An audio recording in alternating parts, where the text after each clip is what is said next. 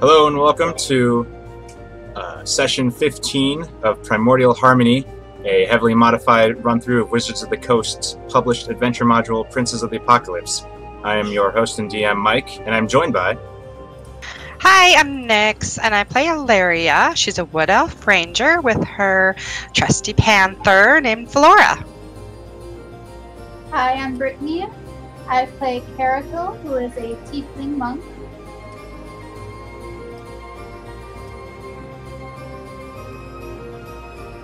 Oh, hi, I'm Kitties, and I play the gregarious Hum, a gnome bard. Hello, my name is Miles. I'm playing Tadias Adenov, an Asamar Seeker. And I'm Justin, and I'm playing Zachariel Vitalis, the former legendary wooden sword fighter. Alright. And... when we last left the Excavators, Hum and Illyria had hopped on the music stage in Four Strides River Plaza, attempting to bring some joviality back to the Barebones Festival. While the Greengrass Festival is typically a joyous day in Four Stride, this year it had been beset by the chaos of ruined sewer systems, damaged buildings, and rogue water elementals. Our heroes, despite the meager attendance, still put toward to uplift the festival. When Hum and Illyria hit a natural break in their music, a white dragonborn man gave them a hefty tip of 5 gold pieces and politely asked the two to take a break. They obliged, and the white dragonborn and what seemed like a score of his peers took to the adjacent bleachers, carrying signs, bearing slogans, rallying against the use of free elementals and appliances and devices. The white dragonborn, Kalazan, addressed the gathered crowd and gave his piece, but things got heated as he practically demanded a full stop of the use of elementals, a practice that is the livelihood of many of Four Stride's citizens. The tense situation was fortunately put to rest before it could break into violence as Marshal Chanzal, who we have come to learn is Kalazan's father, quieted the crowd and convinced his son and his peers to take their leave. As the tension defused, Kalazan began to leave the plaza. Zachariel stopped and spoke with him, wanting to learn more about Kalazan's ideas, spurred mostly from the befriending of the water elemental that he named Squirt. After some discussion and introductions, the party, mostly Zachariel, convinced Kalazan to accompany them to Clear Currents, where they meant to assist in doing what the militia couldn't seem to, rid the ransacked building of water elementals that had been broken from their vessels, an act which they had learned prior had been the work of the cult of the Crushing Wave. Upon returning to the Elemental Industrial District, they came across Marshal Gorbash, standing watch with a small patrol of militiamen in front of the Clear Currents building. Greetings were exchanged, and much to Hum's and Tadias' delight, Gorbash was fooled into thinking the primordial phrase, "the sea of fire is hot," was actually hello and greetings. The party entered the building, Zachariel with the intent of speaking to the elementals in their language, to hopefully talk them down. To Zachariel's chagrin, the party would come to learn that these water elementals were seemingly corrupted with a kind of negative energy, completely unwilling to communicate with Zachariel in the primordial tongue with anything other than destroy or kill. While Kalazan and Squirt waited in the Clear Currents lobby, the party eliminated all of the water elementals in the building, having a few close calls in the process. We resume our story with our heroes catching their breath after finishing off the last of them.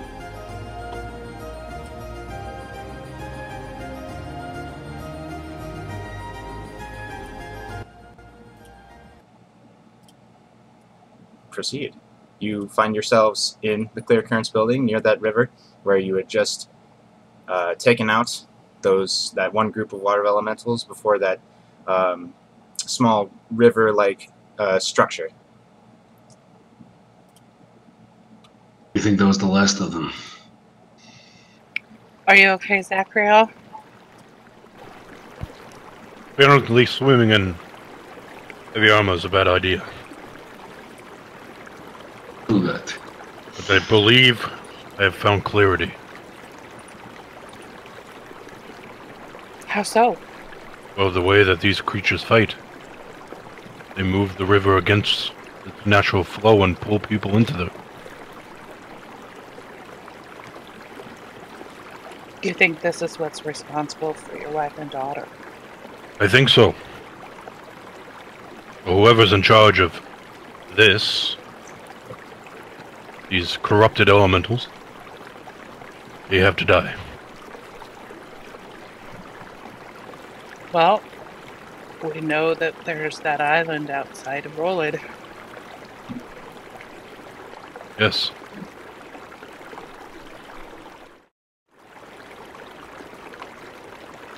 I say we get a good night's rest and talk about moving on tomorrow. And we still have to clear out the rest of this place?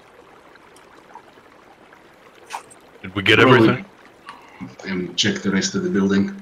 You all proceed to check the rest of the building. You look into workshops and break rooms and other such rooms, and you come to understand that you have most likely eliminated all of them. You check under desks, under tables, etc. None spring up at you. You're confident that the building is clear of them. Well, there's still some about the town, I believe. You remember that Marshal Gorbash had informed you that most of them that got out of their vessels either jumped in the river, not to be seen again, or were eliminated by militiamen. Never mind. I redact my last statement. Say that out loud. I do.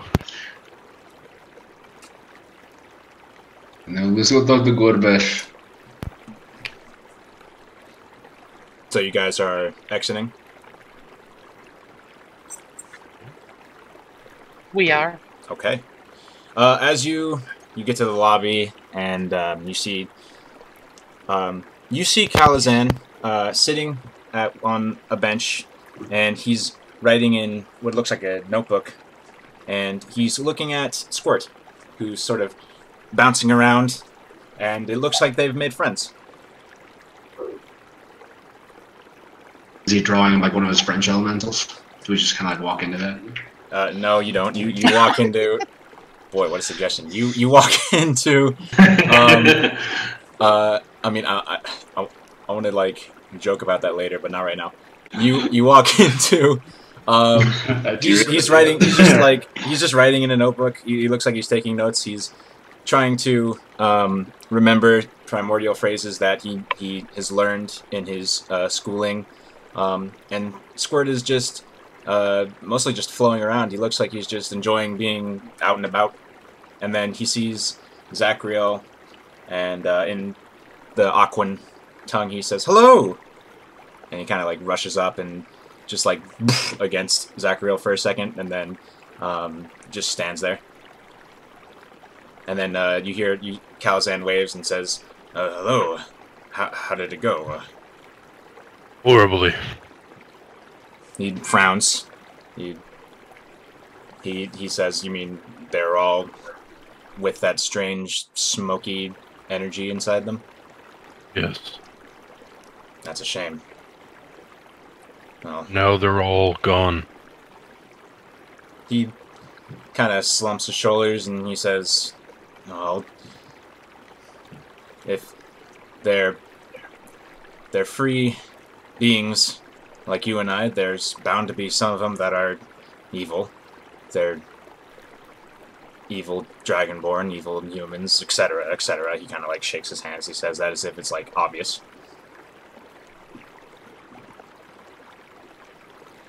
Something tells me these weren't evil by nature, so He I think hefts I again. Keep I going. think that somebody had made them evil. I agree with Harahel That's that smokiness kind of separated from them when they died. He says, "Yes, I'll have to. I'm going to go to the Aka library and see if I can't find anything out about that. That's peculiar. There weren't any cases like that when I did my coursework." He stands up, and he kind of looks like he's, gonna start walking toward the front door. He says, "If..." Did it? What the symbol? What did I say? was asking Zachariel if we should show him the symbol. Yes. Show him the Felix. Which, Listen. what symbol? Away from. You're gonna have to say that again. Rushing wave. Ah. Okay. For the audience,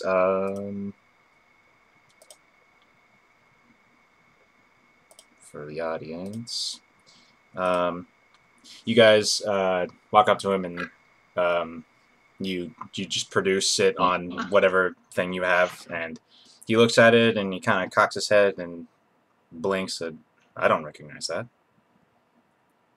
Maybe later. Perpetrated by a cult. This is their insignia. That's very ominous. A cult?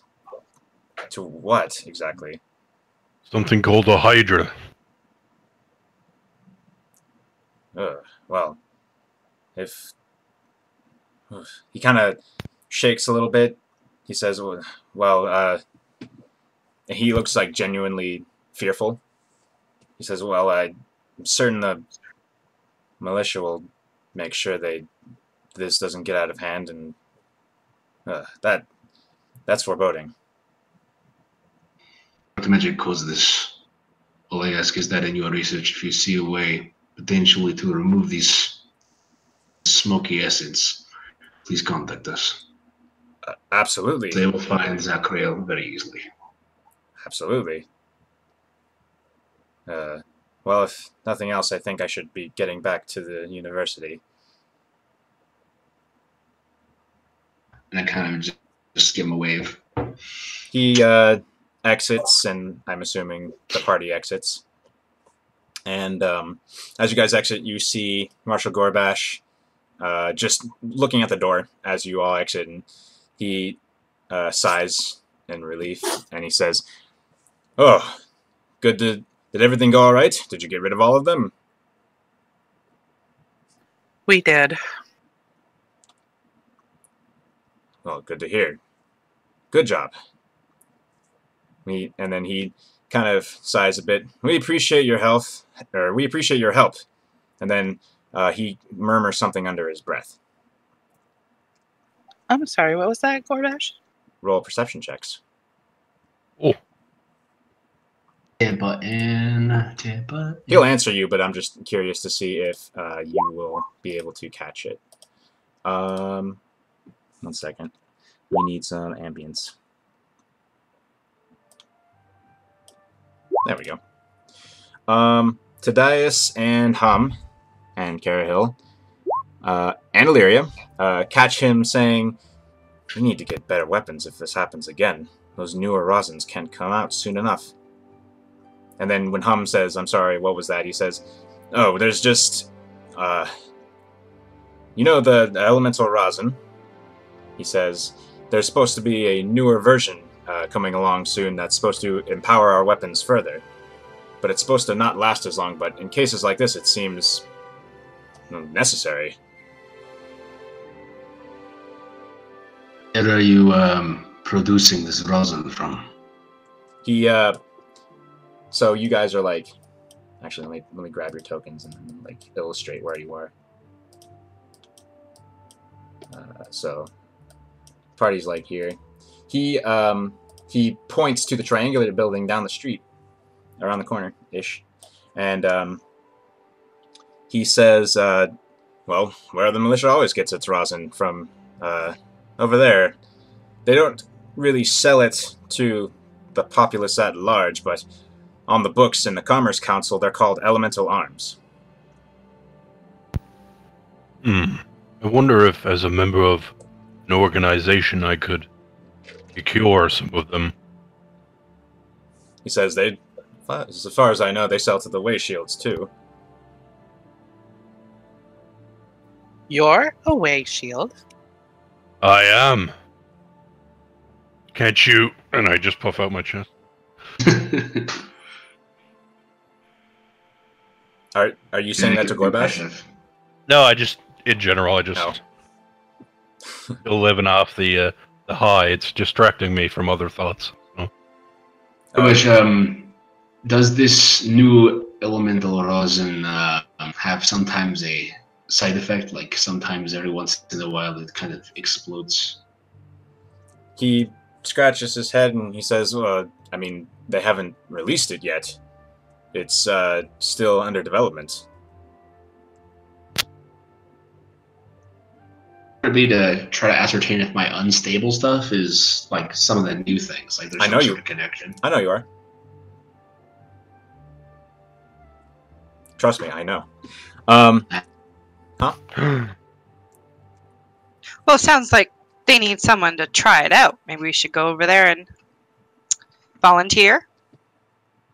He chuckles and he says, he kind of like gestures with his arms toward the building. By all means, go and knock on the door. Although the last time I've been there, they're not very open to visitors. And when I was in there, it's kind of boring actually. They work hard. They don't even have a lobby. The door opens and there's a break room, and then further in, there are the workshops. Right. Do you know who runs it? He says, he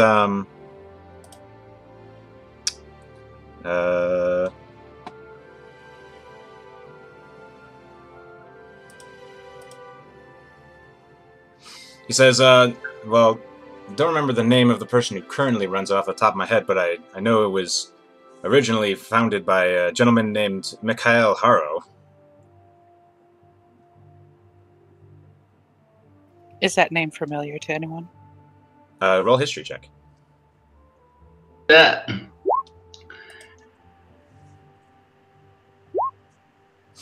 Oh, dang.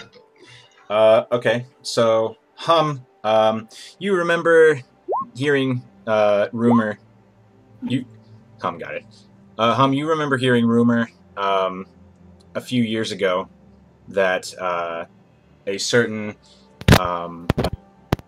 individual that belonged to a elemental guild, left and, started up his own sort of workshop, in the south side of town.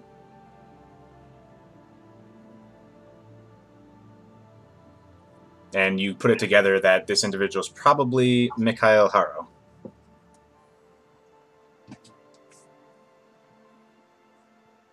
I remember hearing him leave. We should check it out. Yes. Anything that can aid us in the fight to come? Oh. Speaking of which, we cleared out the place. Do we get our engine? He says, Gorbash says, oh, of course. Why don't I take you down to the Clear Currents show floor and we'll talk to McDougan. Yes, let's talk to McDougan.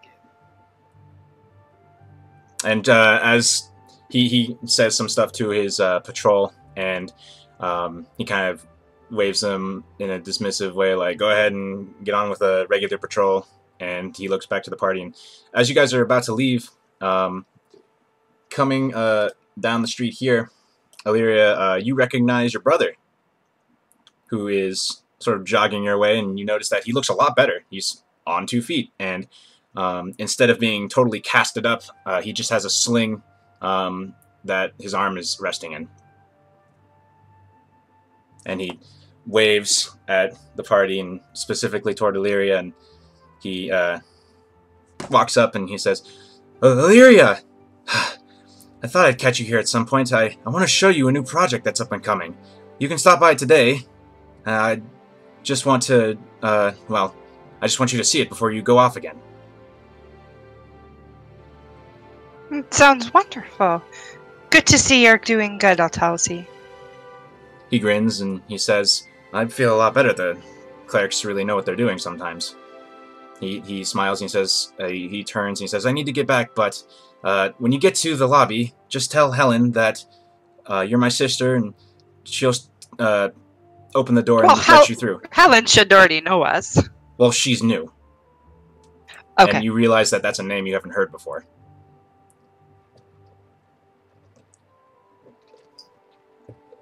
Okay, we'll be there soon. All right. And then he turns around and he kind of briskly, instead of running, briskly starts walking back. And he just kind of like turns the corner. And so Gorbash says, "You ready?" Ready? So you all proceed to the Clear Currents show floor, and you walk in, and the place is still not, there's nobody in there, and it's just McDougan, the half-elf, sitting at the front desk, or the counter, essentially. When he sees the party enter, his eyes kind of like light up a bit, and he sits up straighter, and he says, "Well, did you clear it out?" It's done. And he sits in his chair. "Oh, well, thank goodness. I can get the staff back to work, and we can fix the sewers."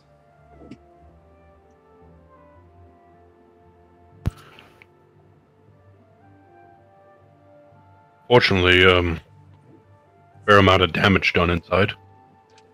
He kind of shrugs his shoulders and says, that's to be expected. We'll just have to clean up and fix everything and get it all back in order. It'll take a while, but I think I'll manage. Well, I think we'll manage. Put out some bulletins and hire on some more hands.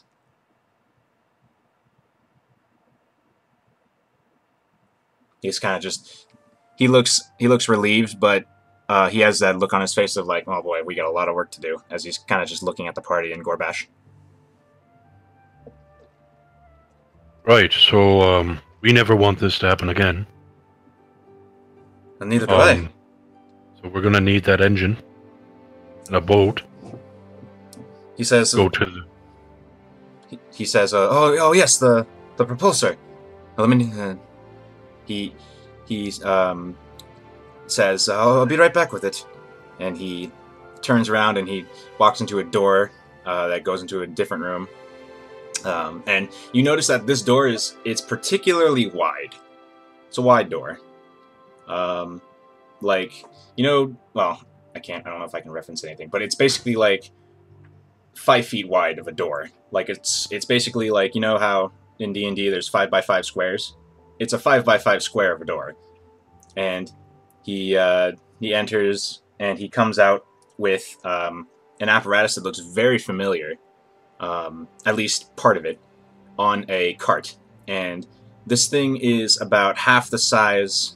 This thing is about half the height of Tadias and about the width of maybe 3 feet, and it looks heavy, and he's carting it along. He says, he pushes it up to the party and says, well, here you are, one water elemental propulsor. This unit also has a detachable feature. You can remove a housing vessel of the elemental and replace it with a new one. I wasn't expecting it to be so large. He says, well, it's the only one we've got, but it fits on most boats. And once it gets in the water, its weight almost disappears. Right. Question, how much does it weigh? This thing is fucking heavy. You look at it, and it looks like it's... Now, is that in pounds, or is that metric? It's metric fuck tons. Okay. No, it's probably at least 250 pounds. Shh. And it's bulky. And there's no reasonable way to carry this in your pack. Can we take the cart with it? The cart, you look at the wheels of the cart, and it looks like they're definitely not suited to being pushed around on dirt. I look at Tadias and I say, well, shall we? We can offer something to transport it to roll it. Gorbash? Yes, but we have to get to that something. Right. So I move over to one side. Go to the opposite side. guess we're just gonna like just strongman lift it. You strongman lift it, and it's heavy, but you managed to do it. I'm not gonna make you roll checks for this. Gorbash says, well, you got a long ways to go. There's a carpenter up the. Oh no! And then he puts his hand over his chin, and he's like, everyone's out. I have a place. Don't worry. Maybe we can go by the wave shields and see if we could borrow a cart, Zachariel. Or a wagon, says Gorbash. Yeah, we could try that. Borrow, take, whatever. So, you guys, is there anything else? Oh, I think we're good to carry just heavy stuff. All right. So, Tadias and Zachariel are hefting this big thing all the way through town, and no one really. They look at it with like, oh, that's interesting, and then they go about their business. One person. I noticed. One person. I noticed that McDougan did not ask for his deposit. As well, I didn't want to mention it. Oh, Me neither. That might be the DM forgetting. So as you guys are leaving, It's too late. As you're leaving, yeah, as you're leaving, just about to cross the threshold, Tadias feels a tap on the shoulder, and he looks and sees McDougan standing there, and he says, "I'm sorry, I was so elated by the place getting cleared out, I forgot about the deposit. I will need that, especially now." Yep. Couldn't have asked before we picked it up. He looks apologetic. He says, I'll knock off another 10. So pulls out. Make the it pack. 20. He just kind of like slumps his shoulders. He says, at 15 off of the I actually don't remember how much we agreed to. Bringing it back. We're just renting it. I think 200 deposit. Oh yeah, it was 200 deposit. Okay. He says 185 for the deposit. I will need it to pay the who we're hiring to help fix up the place. And then to pay people who emptied the place for you. What did I say? Being sassy under my breath. Oh, okay.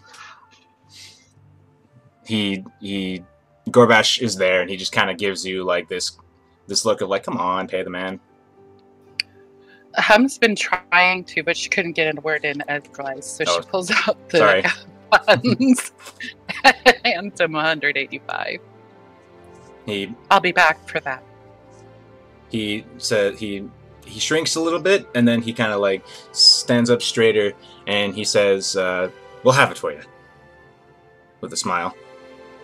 Kind of a forced smile, but a business smile nonetheless. Okay. Was that 185 gold? Yeah, gold. It's okay. I have the party funds, so We're gonna get it back when we return it. We're just borrowing it to fort the magical waters to the island. Well, it's not the waters that are magic, So- but yeah. So you guys, oh, sorry, go on. What is magic now? They just so many magic motors. So anyway, Magic motor. It's called a propulsor because it's fantasy. All right, so let me. All right, should have done that about 10 minutes ago. So you guys walking through town. That scene I described earlier happens. Carrying this big heavy thing, and all the way up to the Way Shield's headquarters. People are you look around as you walk up the hill to the south side, and you see carpenters working on houses, masons putting rock back or stone back together, and you reach the Way Shield's headquarters, and the door is in front of you.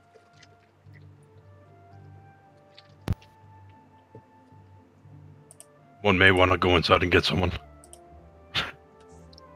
Hum runs inside and says to the whomever on duty, Zachariel is outside, and he is in need of some assistance. We need some muscle. Sure. And he walks outside and he looks and he says, he looks at the situation. He says, "Oh, I'll be right back." And he runs around, and like attached to the building, there's sort of a shed. He opens the shed and he pulls out a wagon. It's one of those like one wheel wagon, and he says, "Here you go." Like it's a wheelbarrow, basically. I was just about to ask, isn't that called a wheelbarrow? Well, a wheelbarrow has like one wheel, but I'm thinking of the two-wheeled wagon. Oh, okay. Yeah, I know what you mean. Now I want to find a picture of it to send you guys. All right, Ted Eyes. Here we go. Watch your fingers. I'll be carefully lay down the mechanical piece. That guy. Yeah, you lay it down, and sturdy wagon is sturdy, and it's totally fine. Hum crawls onto the top of the box and sits on it. And it doesn't creak at all because Hum is very light, being a gnome. All right, now should we get a horse or something, or you want to drag this all the way to roll it? A horse would be good. Yep, I would not disagree. Okay, so you guys... like to take care of that. I have a few things I'd like to take care of myself. Dias is going to say goodbye to his mother. I think we should all rest tonight. Time check. It is, it's like 5, or not 5, it's like, actually at this point, yeah, it's probably like 4 in the afternoon. The sun is at that angle in the sky, and you know that dark is pretty soon. And you sort of realize that if you were to take care of everything and then get started, it would be dark. And like I was saying, Hum says, I think that the best thing we could do is leave this with the way shields tonight so it can be guarded, and get some rest tonight and start out first thing tomorrow morning.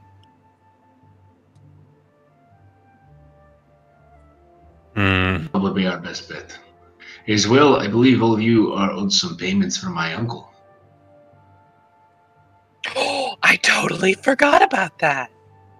I totally did too. What was it? That's okay. That we were supposed to get paid. Delivered the cart. We delivered the flying machine. Oh, right. That boat would come in handy right about now. I have some models. I was going to discuss it with them. You are all welcome to come along if you'd like. Back at that building there, right? Wait. I'm zooming out. What are you pointing at? Yeah, there. Oh, yeah. That is Okay. Winds and Sails. So... Well, we got 3 things to do there now, in the area. There's always so much to do in Forest Stride. Okay, so, what's your plan? I get to the uncle in business hour times, and I thought we were pushing that, so it should be like 5 p.m. I missed about half of what you said. Trying to get up north in order to talk to the uncle during business hours because it's the last bit. And I know I can catch him there. Oh, okay. Plus, we need to see Illyria's brother. Yes. Is there... So there's that. Where are you leaving the propulsor? I guess I just, with Tadias' help, push it back into the shed area. That's fine. On the And cart. the boy who's manning the way shield front desk is more than happy to let you in. He notes you don't. He doesn't actually know. When he notices the brown badge, he says, "Oh, congratulations!" Thank you. Finally, someone's noticed. I bump him with the elbow, saying, "Do the thing, do the." And I kind of make a little chest pumping. I do the thing. He puts his hand behind his head. He just kind of chuckles. He says, I'll make sure that this is locked up for you. Thank you. So he carts it back into the shed, and he closes, locks the shed. If anyone comes by, any of the other shields, and they're interested in looking in there, tell them they'll have to deal with my fury. Isn't that just an elemental device? Yes, but it's required. Okay. And we'll be taking $185 gold from you if it disappears. Whoa. Don't be threatening the lowlies. He kind of like he shrinks as Hum says that, and then when Zachariel comes into his aid, he just kind of like he stands up straighter, puffs out his chest a little bit, like yeah, but he doesn't say anything. Jeez, you don't let me have any of the fun, Zachariel. No fun allowed. Serious business. Serious business. Awesome. Okay, so he locks it up, and that's all good to go. So there's 2 people going to elemental guilds. What is did you want to do anything, Carahel? Did Carahel want to do anything, Brittany? Nothing specific. She'll just choose somebody to go with. Okay. Okay, so I'm guessing everybody's going back to the north side on the Industrial Hill. Yep. Has a lot of names. Let's go. So let me make sure the stream is seeing where you are. So you guys hike back down and cross the bridge and get to about here, and right here is Solid Strides, where Illyria's brother Atoshi owns the business, and down here is Winds and Sails, which is owned by Tadias's. Is Dimitri his actual uncle, or is it just a term of endearment? Actually, my uncle. He's my brother's brother. I mean, my father's brother. Got it. Okay. Where Tadias's uncle owns said business. So when you guys get to there, what do you do? Are you all going to join Illyria, or are you going to split off? I think we should all see the neatness that her brother has. Yeah. Okay. So you guys enter the lobby, and the decor in here is a similar tiling to Clear Currents, except it is a sort of flagstone. The surface in the lobby is just a little bit rough and uneven. It seems more of a stylistic point than anything. And there is a person. Actually, let me check my notes real quick.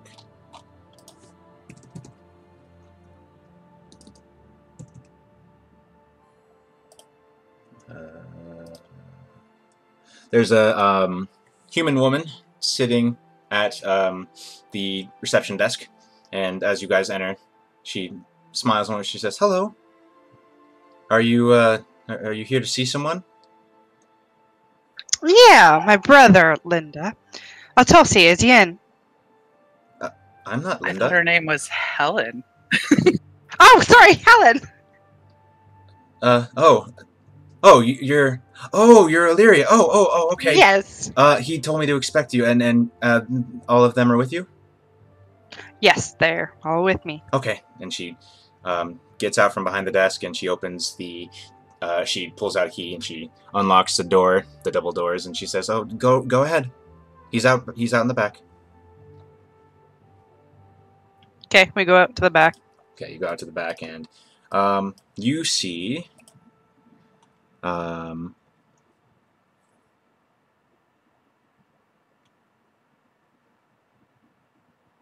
Atoshi and a human standing in the sort of testing area. It's a bunch of gravel and dirt and broken up stone all around, and it looks like Atoshi kind of looks up to the sky, looks at the position of the sun, and then as soon as the party walks in, he looks over and he says, "Oh, Illyria! Oh, good. we're gonna close up shop in about 30 minutes.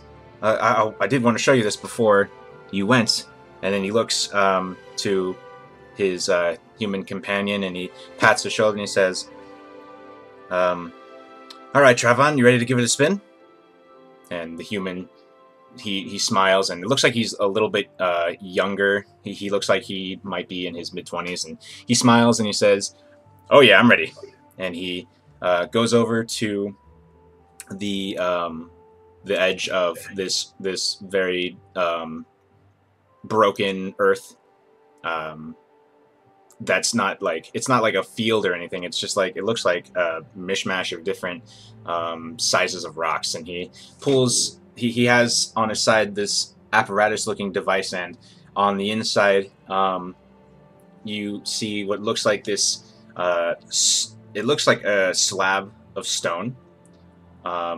It looks smooth and maybe a little dusty, and he sort of unfolds this structure, and then he places it on the ground, and then he takes he steps on it, and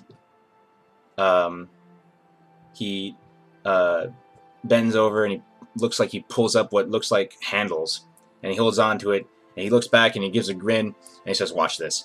And then he twists one of the handles, and you watch as he moves across the earth. And then he moves, he looks like he's going at a horse's trot. He moves up, and then he circles back, and then he comes back as it's flowing through the ground. And he returns, and he says, "What do you think?" Itachi smiles at the party as he says that. It's an earth skiff. Well, the prototype for one. What was it called? An earth skiff.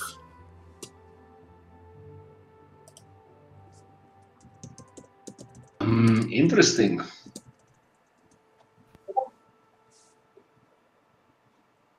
Does it go over water? He laughs. He says, "No, it so far it can only go over unworked earth." That sounds like a good collaboration with Clear Currents, though, as he strokes his chin. That's kind of a neat contraption. Ooh, can I try? He looks a little nervous when you ask that. It's still in development. I don't want any accidents. If you don't mind.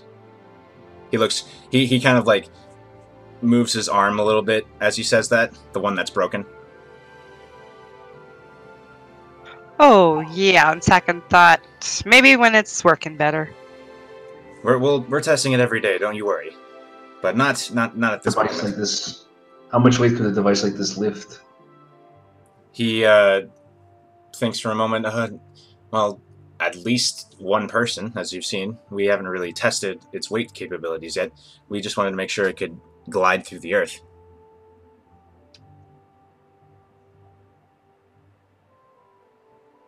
Thank you for showing it. It was very nice.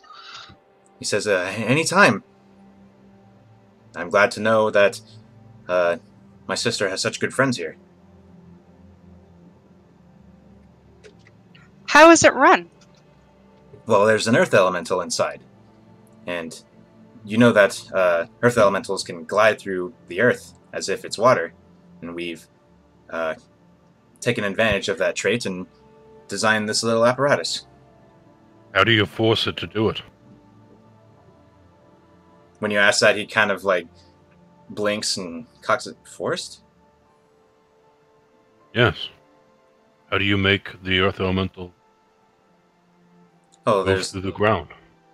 Oh, there's an apparatus inside that directs the elemental. Direction. What did you say Yes. that? I'm sorry. Start over. He just says direction, Mm. and then like he's feeding into something else. Have you tried? Did you ask him if he wanted to do this? Well, not in particular. That just doesn't seem right. He looks very confused at what's going on. You know what just happened at Clear Currents, yes? Well, I know that the water elementals got out of their containers and ran amok. Don't you see that if it's possible there, it's possible here? Well, we have better security here, at least I believe so. No one's come after us. Not yet, but if it's happening somewhere else, there's a good possibility. He kind of narrows his eyes a bit, but he's not looking at anyone in particular, and he kind of runs his hands through his hair, and he says, "Oh, that's a good point. I think we ought to invest in a little more security." Can the elemental hear us? Can it speak through the apparatus? He kind of strokes his chin. Not sure if they can hear us. I haven't heard anything from him. And then he kind of looks at Zachariel kind of strangely, and then looks back at the device. Do you speak Primordial? He frowns and says, "Well, not really."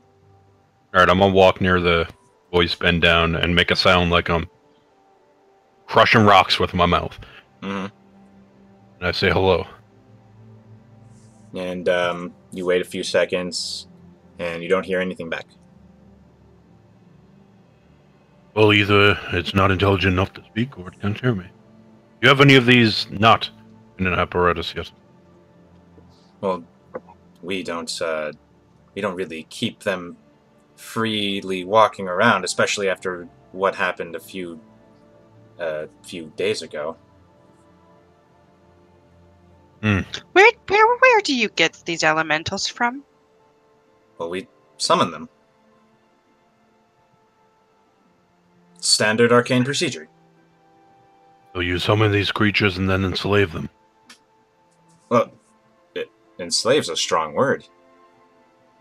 Well, they're creatures with free will. They think, act, live, exist.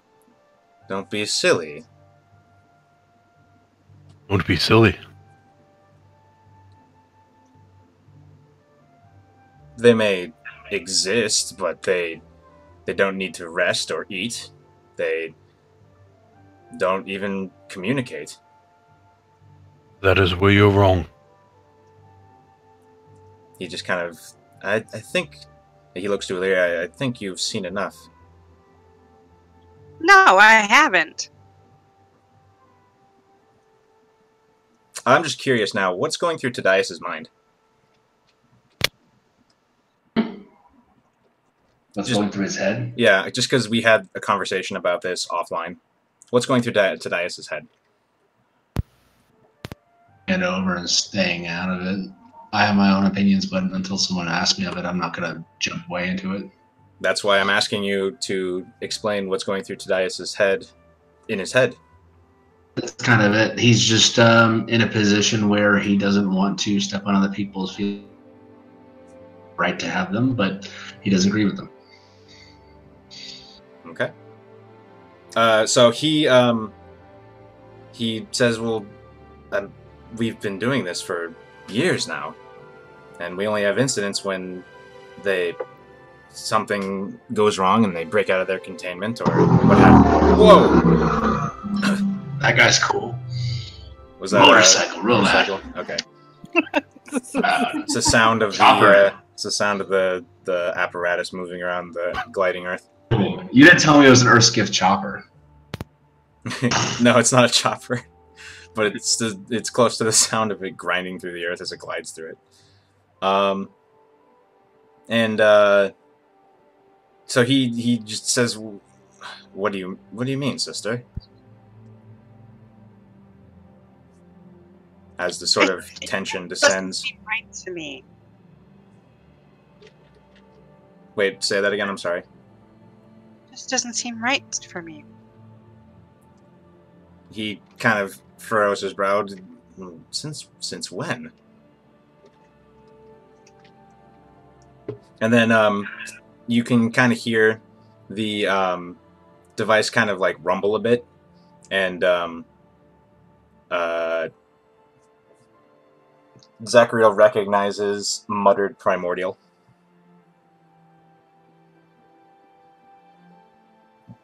Your friend inside your skiff is attempting to speak. He kind of narrows his eyes, and what is he saying? Well, it's muffled. I can't hear it. And I'm only saying it sounds muffled because I assume you're like not right next to it. Are you like bending? Oh, down? I was bent. I went over and dropped to a knee, and I was trying to like speak directly into it. Okay, so you're still there. So you hear it just sounds a little muffled, but you hear a small hello. Oh, saying hello. Tosi, get him out of there now. I will. I'm just gonna. I'm curious, as for my own sake. I will ask the elemental if. How will I say this? If he's doing this of his free will or if he's being forced. Okay. So you phrase a question like that? Yeah. So you ask that, and it's. I'm kind of wondering, like, does it mind doing this, or is this something that is causing it harm in some way? Right. You ask that question, and in Primordial, you get a simple answer. Move through Earth. Have fun. Oh. Well, Tolzi, you're in luck. He kind of like... His eyebrows are just like maximally furrowed. Like, he's just kind of like, what the hell's going on? As he's... I'm in luck? Yes, the rock elementals seem to find your contraption most fun. Well, I would think so. It's they go decently at a decent clip across the ground. Who wouldn't have fun doing that? He kind of like tries to reason that with himself, and he's still sort of taken aback by this sudden idea of, you know, what you're pitching, what Kalazan pitched to you. Yeah. My biggest concern is whether or not it's comfortable in there. Well, 1 second, I will ask, Zachariel. I ask if it's comfortable. And he says, comfortable? Like an quizzical rock smashy sound. I kind of think for a second, scratch my head, and say, do you have enough room? And the sort of more quizzical sounding rock and not hurt. And it's sort of like, yeah. I'm fine kind of sound. Yeah, I think it's good. Ask him if he wants to be freed. You want to be free? Yeah. More questioning, free? Out. No. Like being in the earth. Like being surrounded by rock. What is inside this containment? Is it just the elemental, or do you have, like, aspects of its environment? He says, well, normally we... well, actually, it's an astute question, he says to you, looking a little impressed. He says, in the beginning we used to house elementals in just the container, but mishaps occurred and people got hurt, and someone had the idea of forming a container of rock around it. And those incidents have more or less stopped. Well, I feel a little better about this, but it still feels like slavery to me. I do not believe so. As long as it is comfortable and it enjoys what it's doing, it's no different than a horse leading a wagon. I agree, and that's why I walk everywhere.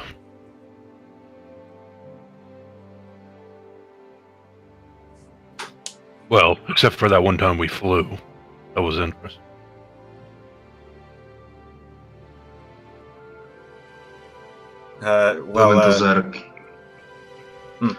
Elementals are a curious business. Better you to think with an open mind. I have an open mind today, so I feel like summoning a creature and then binding it to do your bidding without speaking to it or understanding it is not a correct way to do things. I believe that speaking to it and making sure is essential. If I walk into a Here. village full of humans, gather them all up, and stick them on a farm, and not let them do whatever they please, am I a monster? They're very different. If I gathered a bunch of crickets, would you kill me for that?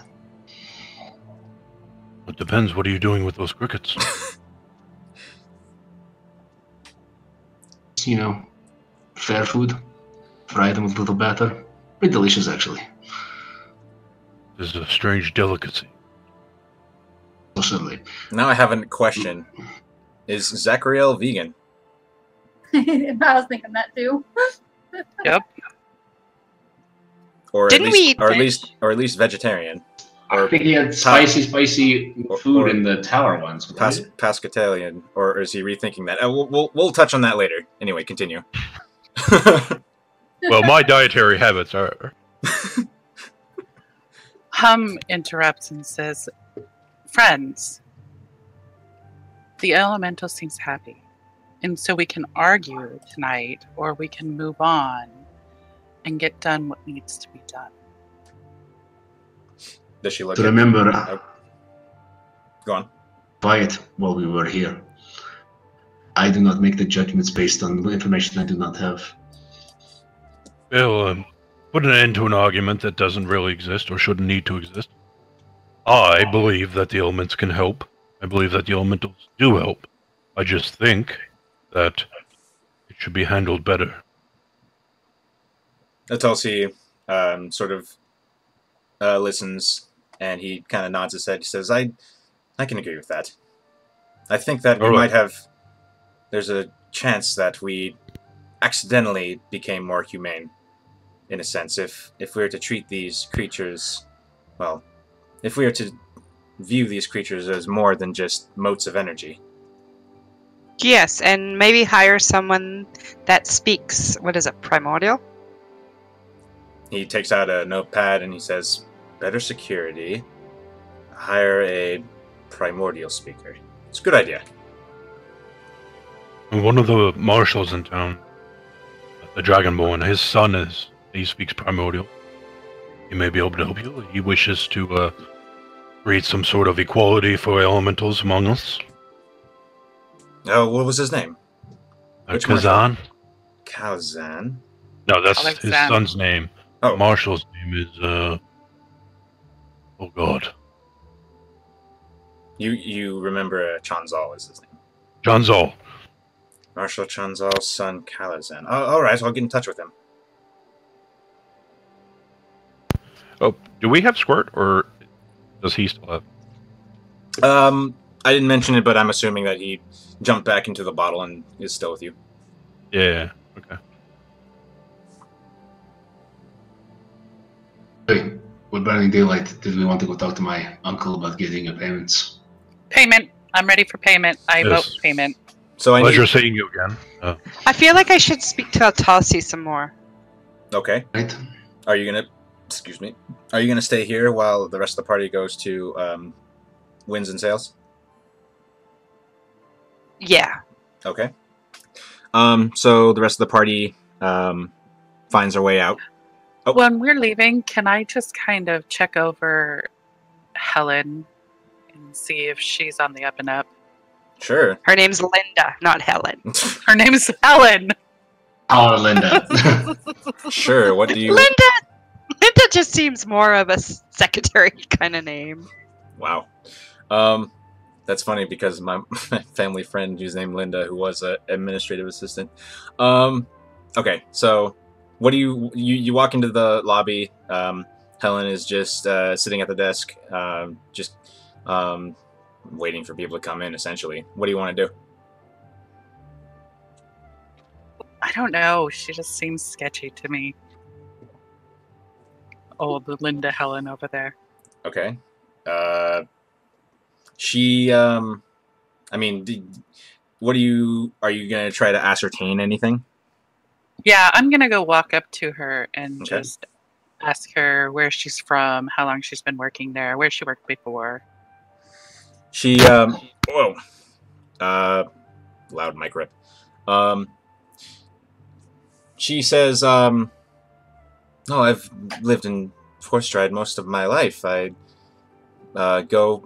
used to be a tavern server, and now I work here. Is that an insight check that I need to... 13? It is. Okay. As you watch her say this, you don't really detect any sort of deception. She seems genuine. Okay, then we can move on. All right. So the rest of the party is going to leave. Okay, so we'll come back to Illyria and Atasi later. So the rest of the party goes to Winds and Sails. I'd like to turn to the party and ask. Marshall said about the Rosens. Did that perk any of your interests? Well, yes. Oh, yeah. Didn't we acquire some? You did. Acquired them from an illicit source, if you remember correctly. Yes, and that's what's most troubling to me. To go into business with them, we should try to investigate the facility. That's very, very close to where Clear Currents is. Smell a rat. Well, As you are discussing this, walking down the street toward Winds and Sails, are you going to turn the corner and go toward Elemental Arms, or are you going to... One wind sails. So you guys are In the approaching... morning when we have health. What was that? I wanted that money. We'll deal with them when we have health. Okay. And also, not to railroad you, but also when Zachariel's family is safe. So thought I'd forgotten.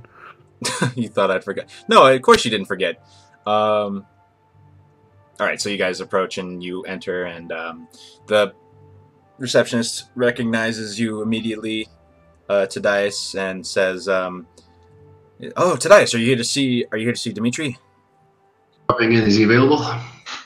Well, let me look. And he flips through some papers. Oh, it looks like he got out of a meeting 5 minutes ago. Actually, we're pretty close to closing. You better... Well, I mean, he's going to come through the lobby. You can wait for him here if you'd like. Perfectly, we have little snacks at this lobby, so I grab one. Oh, yeah, they're snacks. There's like, what would there be at a place themed with air? I want to say Popcorn. Sure, popcorn. Excellent. Yeah, there's popcorn, and there's actually what looks like, you know what? Yeah, this would actually probably be a thing. There's a popcorn like maker that looks like it's like a stove that is from Simple Heat. Had to look at my notes for that one. And there's like bags of like popcorn next to it. But you guys wait. I start like throwing it in the air and catching it in my mouth. Hum just throws it at Tadias. They may very well. You're supposed to go up and try to,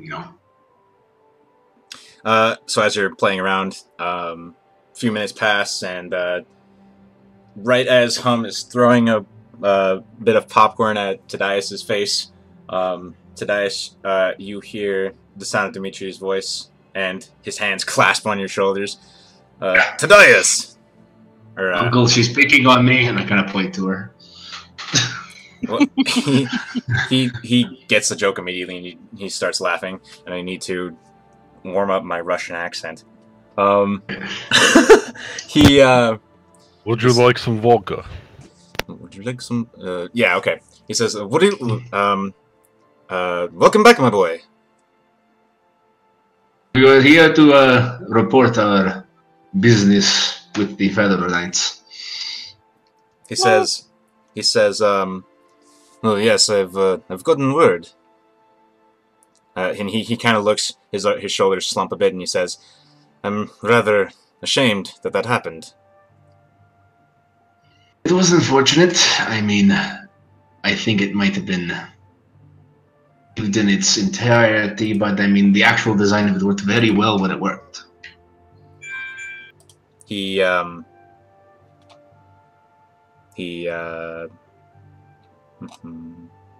Just kind of like punch him on the shoulder and say, but don't worry, you'll get it right to the next one. Anyway, I was here to let you pay these individuals for their strong work in killing. He says, how many gnolls? Was it in the hundreds? Thousands. There were thousands of gnolls. A little too much. Hundreds, I think, actually might be reasonable. He's chuckling as you say this. Well, yeah, so... This one. This one. I point to Zachariel. He killed a goddamn... what was it? The thing that you smacked out of the air and fell down? Manticore. Manticore. Killed the Manticore. One spear. It was the craziest thing I've ever seen, I swear. It was glorious. Whoa, that's... He grins and he kind of like gets the dawn of like, oh yeah, as he says, he says, oh yeah, Throat told me all about it. Oh. He also gave me this little ditty. Well, technically it went to him, and I kind of point to my belt. Have you seen these yet? You're pointing to the Zephyr belt, and you asked him if what? Have you seen these yet? They're always working on them by himself, if I remember correctly. He looks down and he says, "Oh no, I haven't seen a device like that. What? I mean, it's a belt. Obviously, it has some sort of property. What is it?" Looks like it causes... I have done the thing already today. It's going to need a refresher. I'm not trying to work it too hard. Well, there's a property it has that doesn't refresh that you can show him. I could, in this lobby... Yeah, sure. I'll do that. I stand up. I grab my little silent blade, and I just look at the popcorn maker, and I aim for one of the bags. I try to just pin it to the wall. Oh, okay. I was like, what the hell are you gonna... I'm trying to bring the popcorn back to me and just spew it across his entire lobby, because I'm a crappy little nephew. Are you really about to... Okay, sure. Make an attack roll. Oh, yeah, sure. Wow, really? It's kind of a dick move. I tease him all the time. That's all I do. That's true. Alright, so you chuck Rezier, and it slices into the bag. It doesn't slice into the bag, it pierces into the bag, and then the current of air starts dragging it back, and the blade is cutting through the thin paper of the thin parchment of the popcorn, and popcorn kernels just all over the floor as the blade returns back to its sheath in the belt. And, I gotta throw my hands up. The receptionist puts his hands on his head like, a mess! And then... you were going to clean anyway, it's closing. Dimitri... yeah, Dimitri is just laughing. And he says, that's amazing! He says, who made that? It works with even bigger things as I hold up on the hand axes, but I don't want to scare the receptionist. What are you holding up? One of my hand axes, I say, works on bigger things too, but I don't want to scare your receptionist. You're holding... what object are you holding up? I didn't catch that part. Hand axe. Oh, hand axe, got it. Oh, it works on bigger things. Okay. He says, no more demonstrations are necessary. I get the point. I think the militia would be very interested in that, so I'm going to have to... not now, it's closing, but later I'd like to study it. Whenever you're in town for an extended period of time, I assume you're leaving soon. I have some business to attend to, but I did want to run these gentlemen and ladies by to receive their payment for a job well done. Oh, yes, of course. Let's see. What did we agree to? Each of them.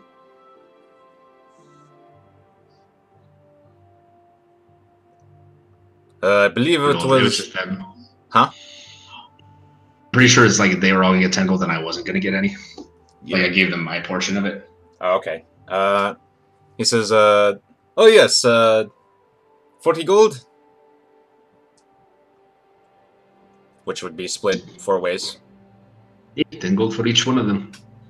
Alright, I'll need to, coffers. I'll be right back. And then he looks at the receptionist guy, who's already has a dustpan, and he's starting to pick up the corn kernels. And on the ground, I just look it over to him and was like, sorry about that, I just wanted to be shabby. He kind of just like looks at you with a glare, and as he's leaving, Dimitri says, oh man, this table sucks. He says, Eckhard, go ahead and clean that up. And then he closes the door behind him just as this person says, I already was. And he just is cleaning it up. And a few minutes pass. Ask him. I'm gonna ask him. You have another broom? Yeah. And he grabs one from behind the desk, and he kind of like lifts it over the desk and hands it to whoever's going to grab it. Grabs it and starts sweeping. Okay, when you guys get it all cleaned up, Dimitri comes back and he says, 1 to 40 gold pieces. And he sort of fans it out in a way, and then has it in a couple of 4 10-piece stack, and is holding it out. No, take it while it's hot.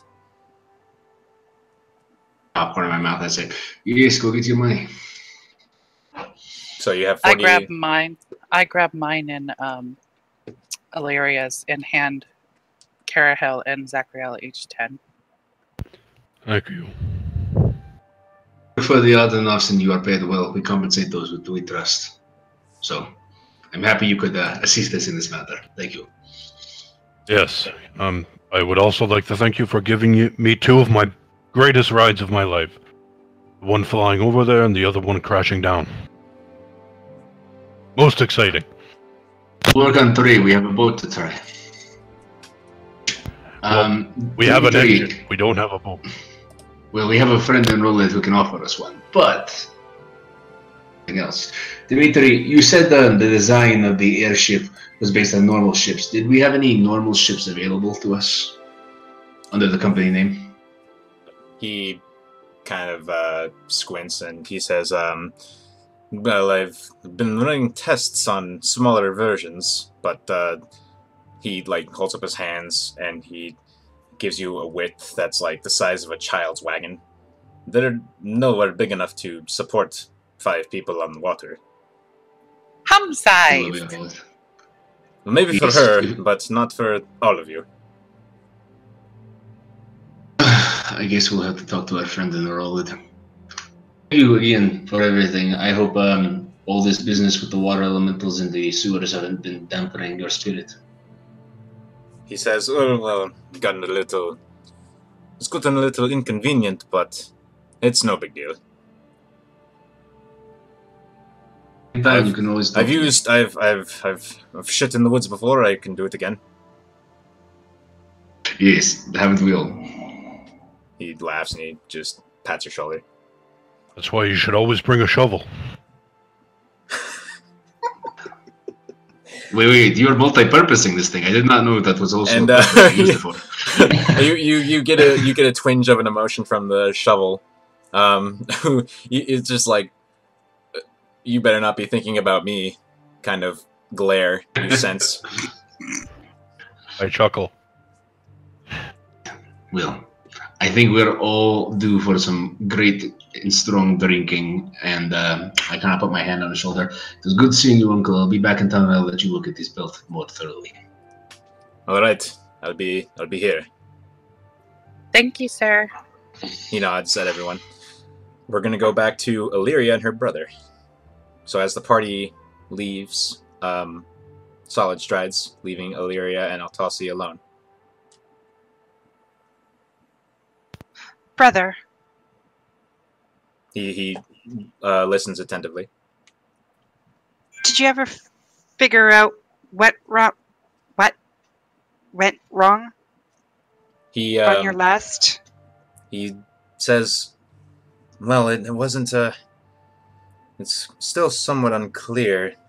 The housing device just seemed to malfunction, and we tried diagnosing it, but it's unclear what malfunctioned to allow the elemental to escape and begin to wreak havoc.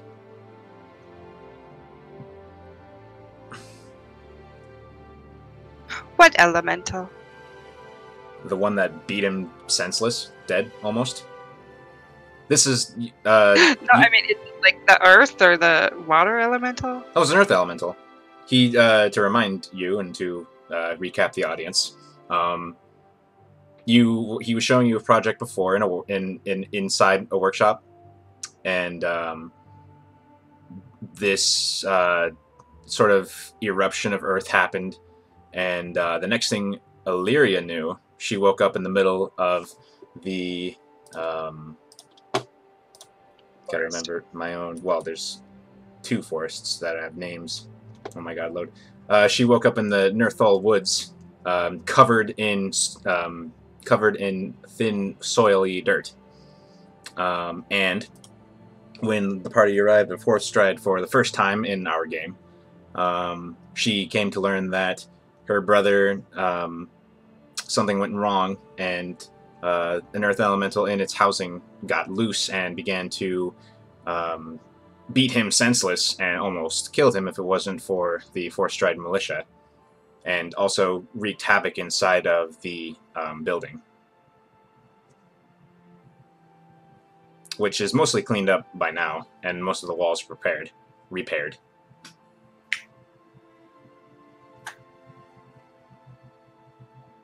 Well, I highly recommend you beef up security. I don't think you're out of danger. He says, already noted it down.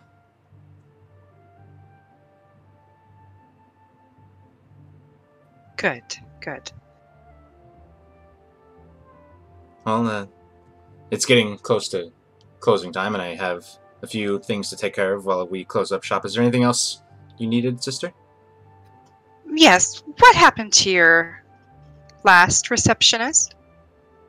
Well, she still works here. She's just on a different shift.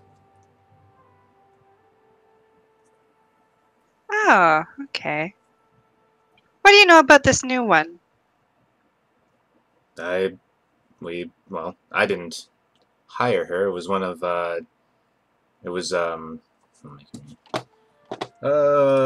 notes.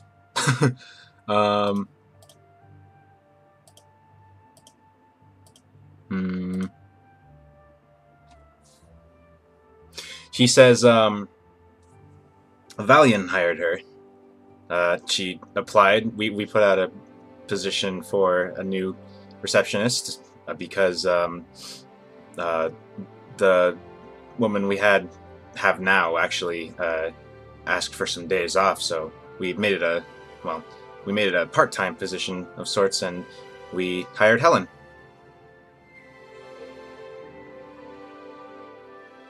And then he kind of leans in. He kind of leans in and he says, don't mention this to her, but and she masks it very well, but she's actually blind. Blew us away.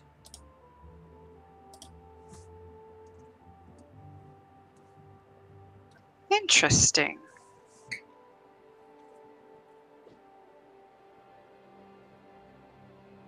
He's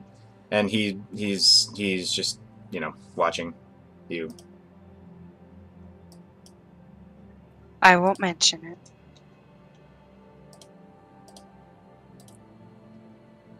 Anything else? No, that's it for now. Just wanted to make sure that you'll be safe.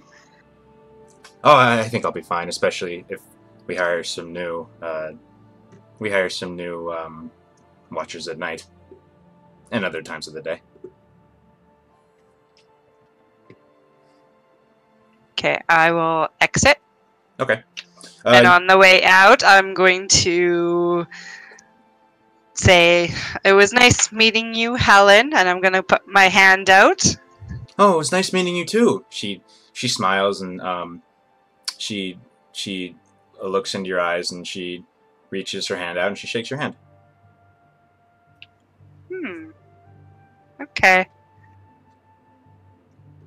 Okay, I go up to the others. Yeah, you guys meet up.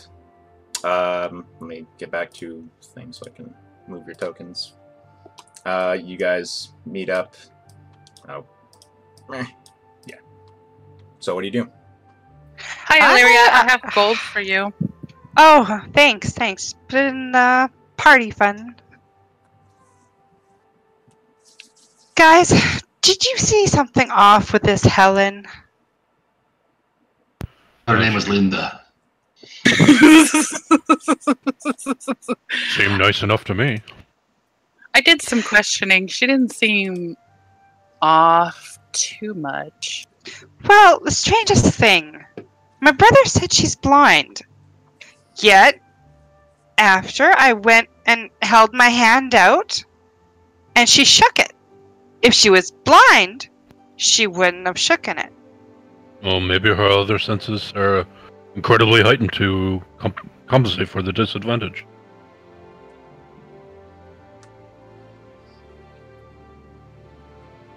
I wouldn't know.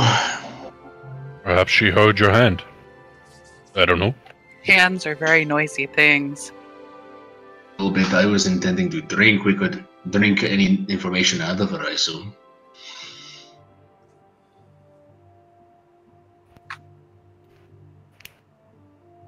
You want to get her drunk now? Marry her. As far as I'm concerned, I've pissed off every receptionist in this block. I should actually buy all of them drinks by now. You want to take the receptionist out? If it's not popcorn in one, stealing crackers in the other one, or, calling some blind lady a scam artist, I mean, all of them deserve a drink at this point. I just want a drink.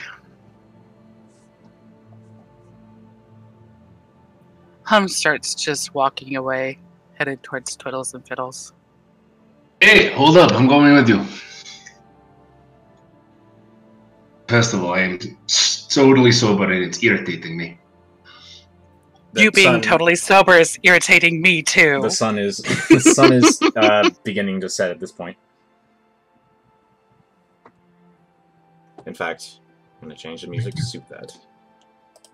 Hold on, children. We have to go do things. It's not anything that 4 or 5 pints of ale won't solve.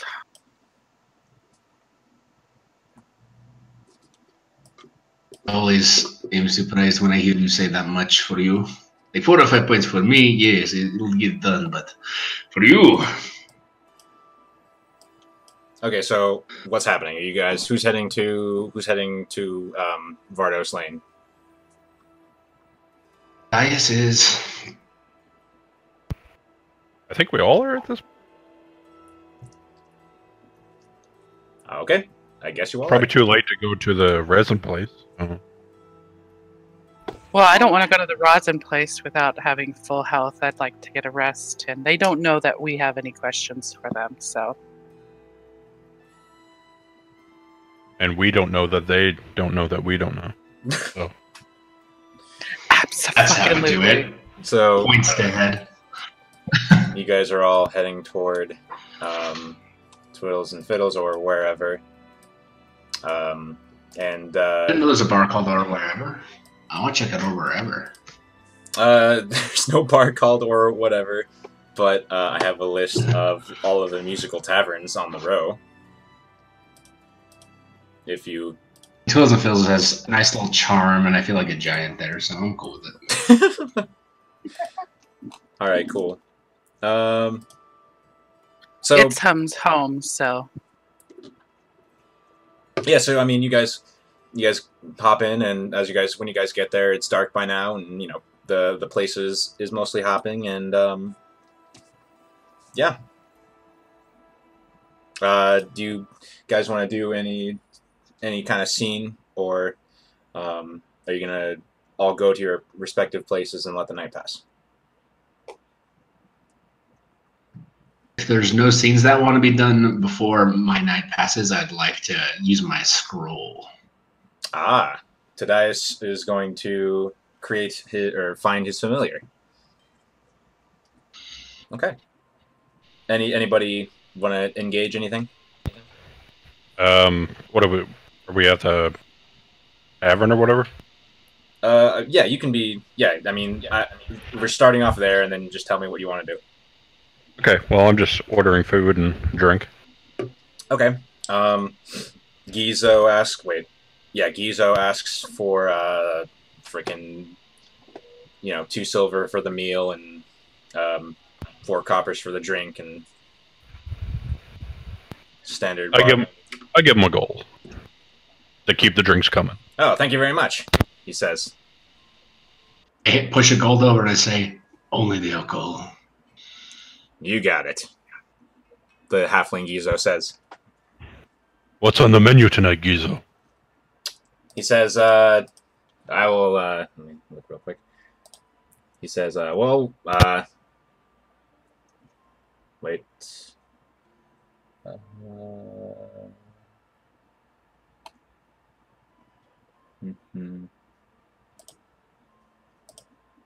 He says, "Oh, tonight we've got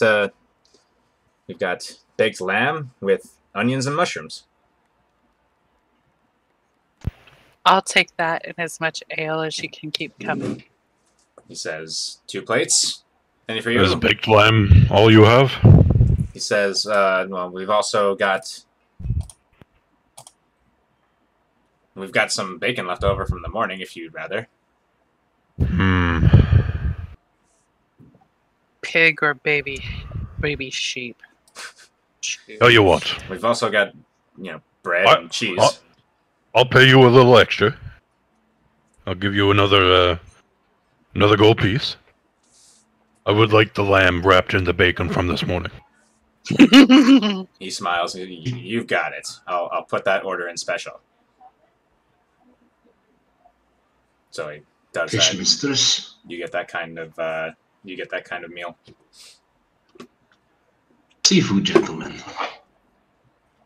I am a seafood gentleman. I see food and I eat it.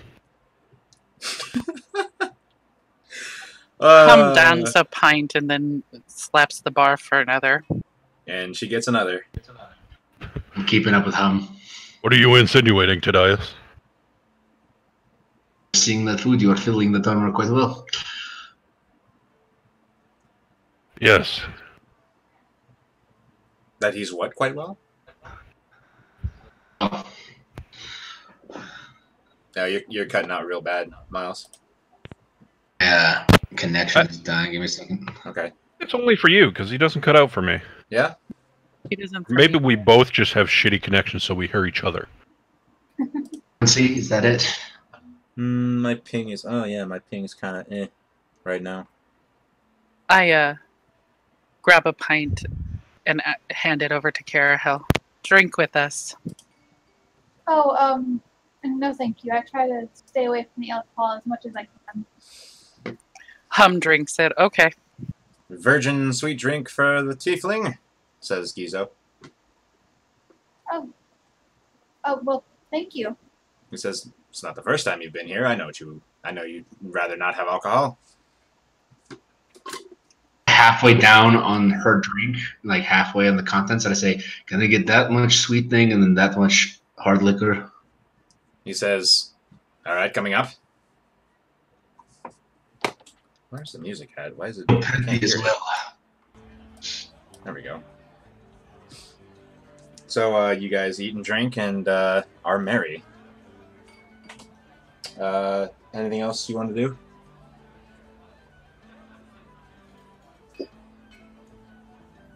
Hum finishes eating and drinks one more drink, and she bids adieu to all and says to Carahel, "You're more than welcome to the extra room." Thank you very much. Good night, all. Yeah, good night. I should probably be heading off as well.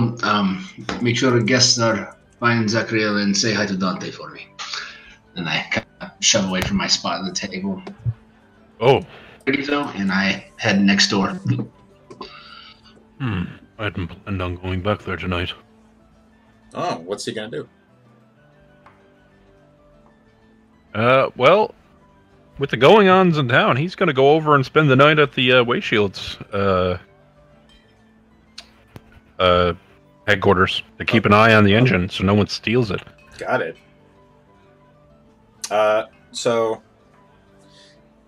anything else that you guys want to do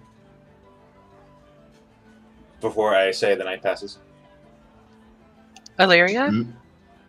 Oh, I head back to mine and my brother's place. Okay. I just set up a little bit of essence and I do a little bit of spell crafting for an hour and 10 minutes, whatever long it is. It would actually be an hour because you don't have ritual casting. But yes. Normal spell is extra too. Wait, what? No, I mean, it doesn't matter. It happens. Like, for, you know, there's no time pressure here. So, you get your familiar. What do you... Crap. What do you, what's your familiar? Were you going to do Dragonfly? Is that Blue still going to happen? Dragonfly. Yep. All right. Little blue dragonfly, and his name is Udarnik. I'm going to make a thing for him real quick. Actually, spell his name for me. Actually, no, you can change his name. You can change his name. I'm gonna hold on. I don't know what that means. So, Drummer in Russian. Joke that I read recently involving a Russian drummer. To the compendium. Giving flying speed to a spider, or did you want me to just take the owl? Oh, that's right. It's not in the compendium. For some reason, I thought it would. It was actually okay. Yeah, we're just gonna we're just gonna give a fly speed to a spider.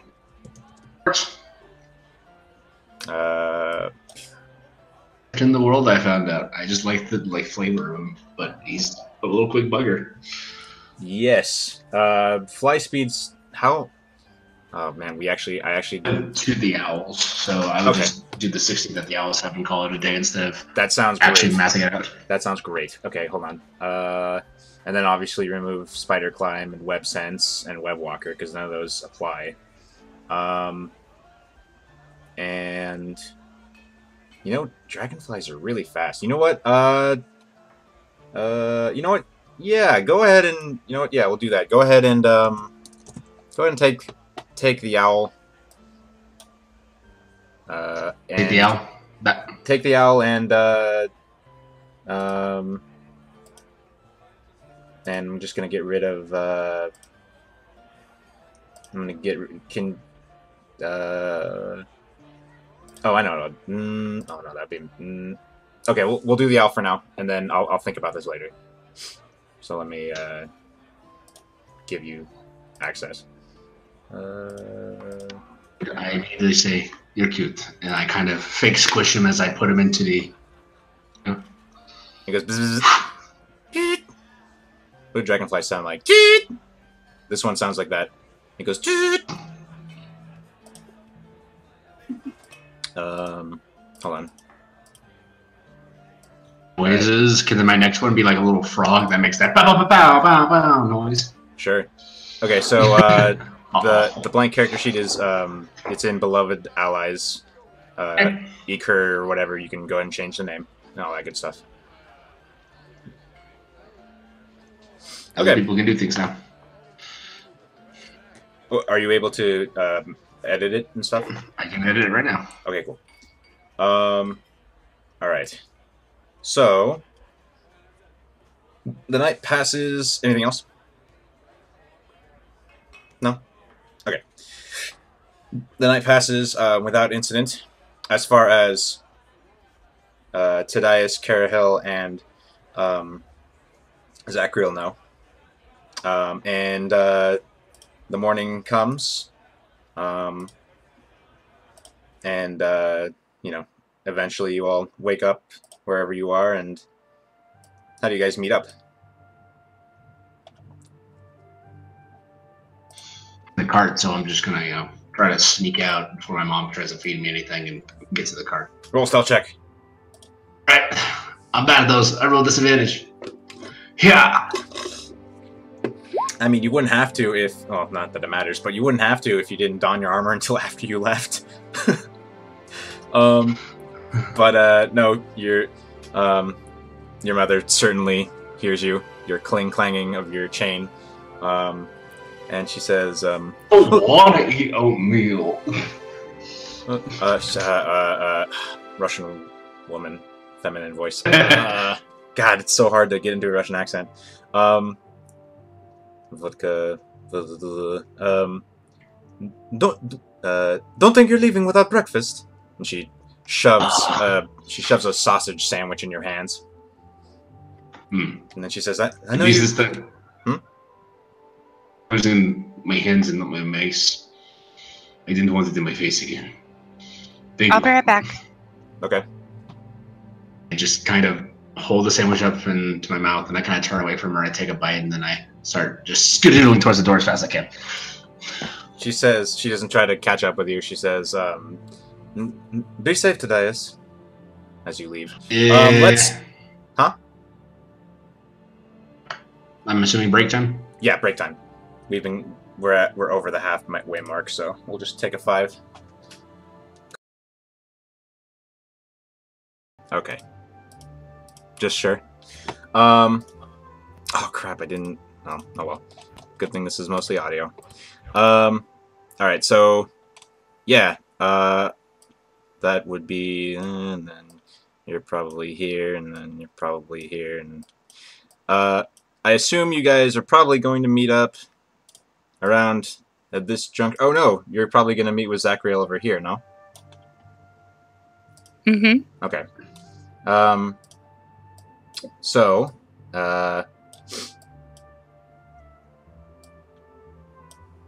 you guys meet up and, Illyria and Hum are walking together, and, do they look like they have something interesting to say? As, you all gather up in front of their shed? No, Hum is just eating a breakfast sandwich she had gotten at Fiddles and Fiddles.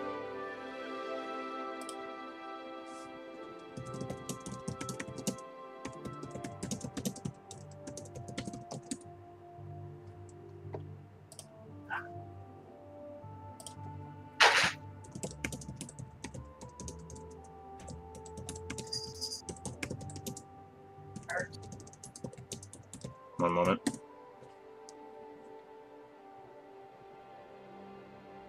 Dragonfly tokens. I'm looking for an actual token. Let me see if I can help you out with that. I'm looking for one that has like a neutral background so you can put it on the map. If I can just edit it. Is it like as long as it has a solid color background, I can throw it in GIMP and make it so it's a transparent background.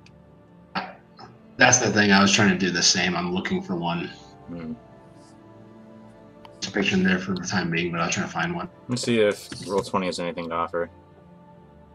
So, Illyria, do you think we should tell everybody about what happened last night? Oh my, I almost forgot. Sure, yes, of course. Yeah, I was thinking the same thing. There you go. Giant dragonfly just for you. Hey. Anyway, go on. I wonder if Zachariel knows he was with the Way Shields last night. It wasn't a way shield that you saw last night, actually. This is an event that occurred in the past, in the future, but is the rest of the party is only hearing about now. Oh no, he's with the marshals, huh? Yes. Way shields had nothing to do with it. We probably should go over and see if they found out anything from that guy he took in. So you guys are hearing Illyria and Hum talking about that guy and took in, and you don't know what the heck they're talking about.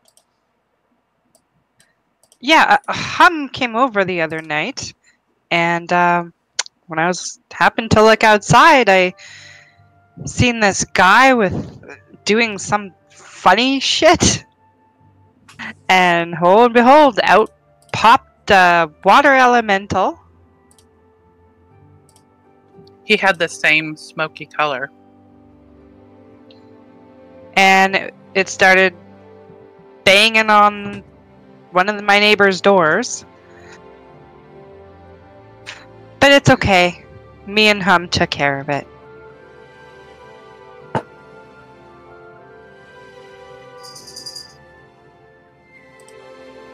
To look for that.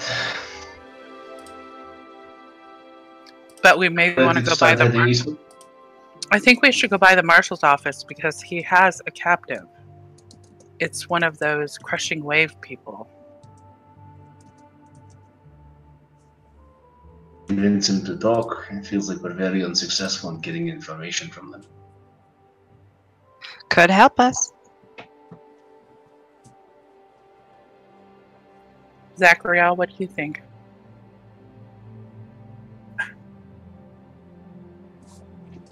Are you with him?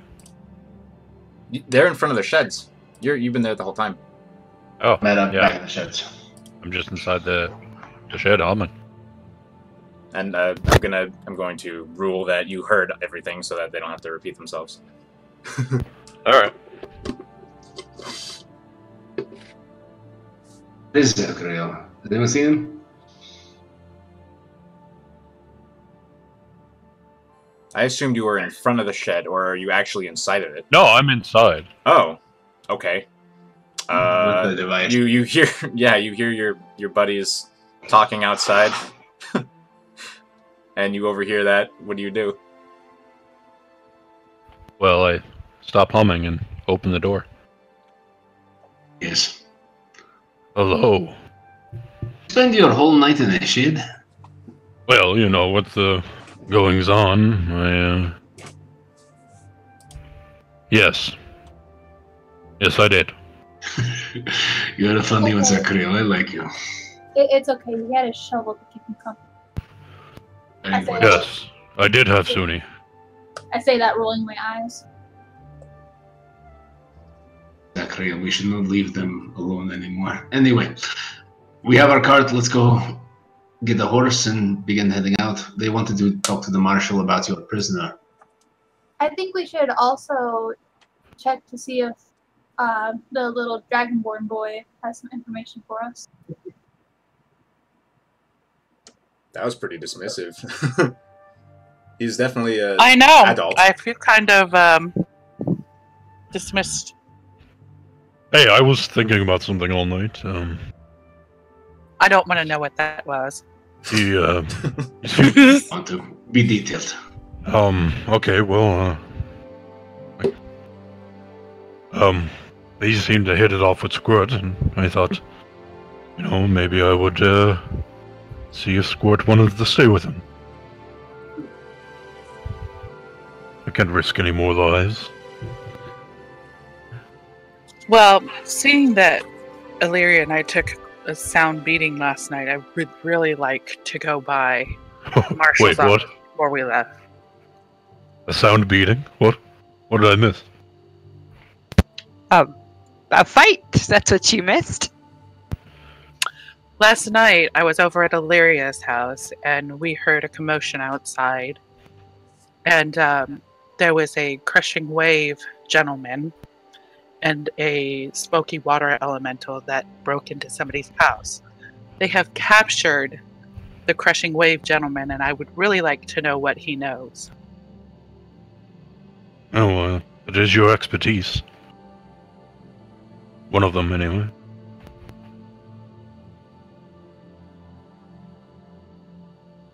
It seems like it would be a waste to not check in and see if we can get some information from this guy. But Yes, if you guys don't want to, we don't have to. No, I agree. We should pay him a much needed visit. beating. Yes. We should pay him a beating. Beating. Well, I whipped him pretty hard. But we should pay extra for that. Regardless, if you want to work on that, I will go provide the horse and get the cart ready. Meet you there afterwards. Sounds good. We'll take care of that. I'll get this all set up and I'll bring it over to them. To the... Okay, so you know that the... see, here's the problem. I didn't actually... give me a moment. We don't have a marshal's office. No. There is. It's the Citadel, but it. Oh yeah, duh. It's a Citadel. The Citadel at the top of the north western hill. This guy. Okay. I was assuming the horses would probably be on the south side, so I wanted to take care of that while they were doing them. Yes.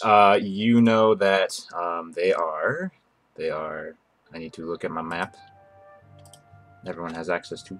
I know that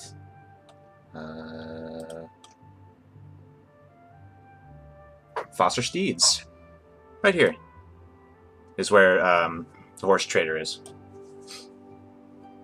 Just grab our little cart and I forget what the term is, a rickshaw it. Just start rickshawing it towards there. All right. You stumble a bit because you're going downhill, but I'm not gonna make you roll any checks. You just kind of like, oh god. Gets a little too fast, and then... Isn't this the exact road that I do the karting race on? It is. It is. It actually is. That? Yeah. Yeah. Gives you a little flashback to a fun time last year.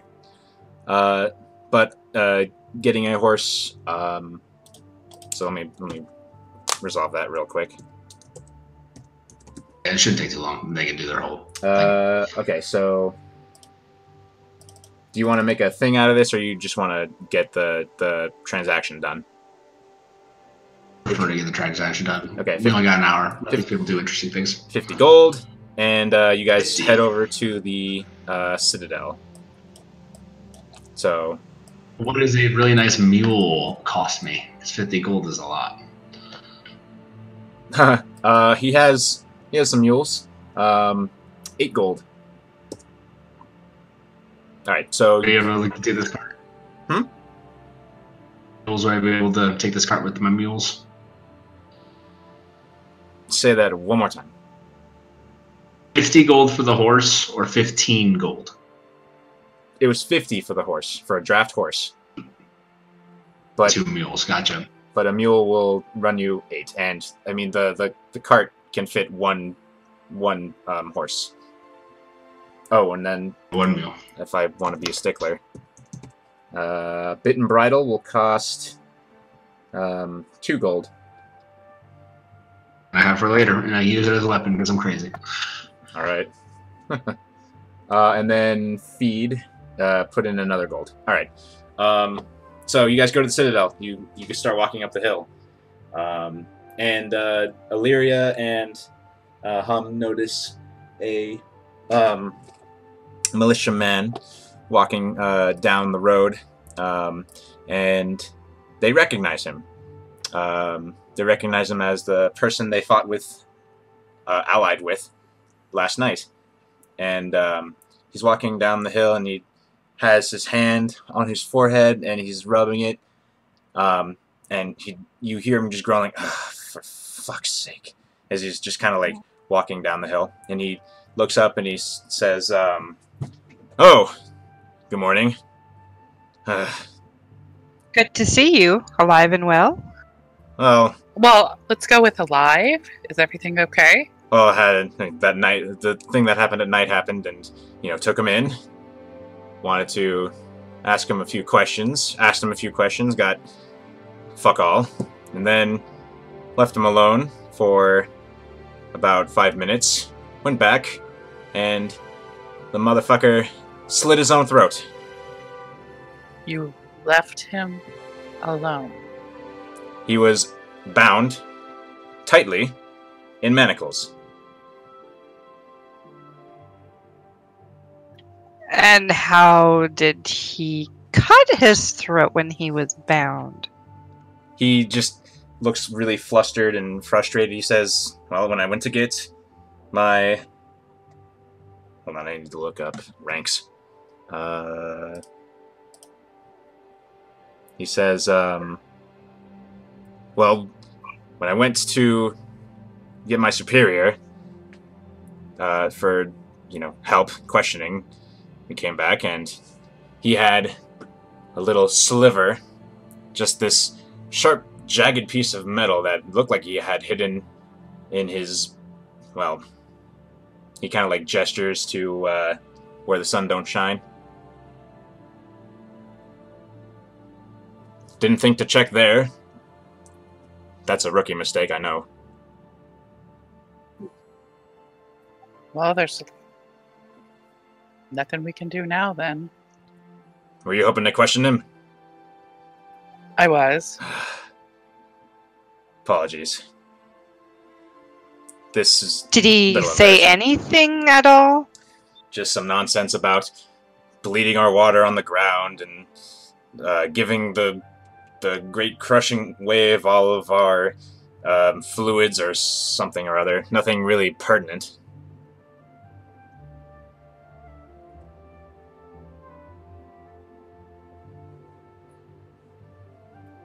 Well, there's nothing we can do. I'm sorry this happened to you. Part of the job? At least now. I've asked around and it seems that there are more of these cultist creeps. If I see another one, I'm going to bound up him even more tightly. Were you trying to say something, Brittany? No, I wasn't. Okay. I thought I heard you. Yeah, he says that. Well, we're on the way out to go solve this crushing wave problem. He gets a small smile and he says, I hope you crush them. Shakes his head. That is the plan. He says, I'm actually getting off duty now. I need some breakfast. As he starts walking. Giso has a nice breakfast at Toodles and Fiddles. And he looks back, he says, I'll keep that in mind. That sounds decent. Halfling food is always delicious. I agree. And so he starts walking down the hill, and you guys are left with potential lead severed. Not that you needed any more leads to find their base, but anyway.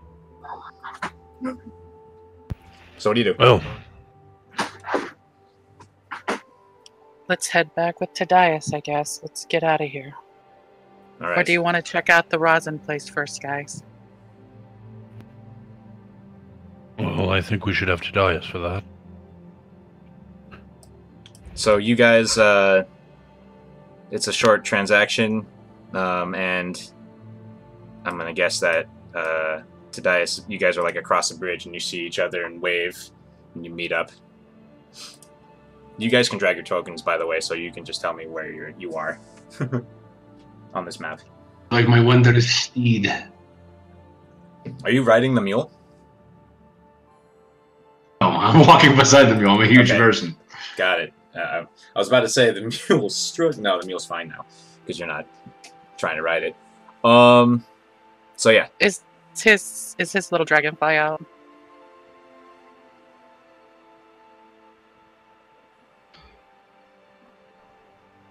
that's not a question I can answer. I know, I'm waiting to hear from Tadias. He said, I didn't hear what you said. Me neither. what did you say? Oh no, I just asked you if your dragonfly was out. It's not out. Oh, okay. Hum comes up and says to Tadias, well, it seems that they didn't keep a good eye on our prisoner and he slit his throat in the night. This is extreme. None of them will talk.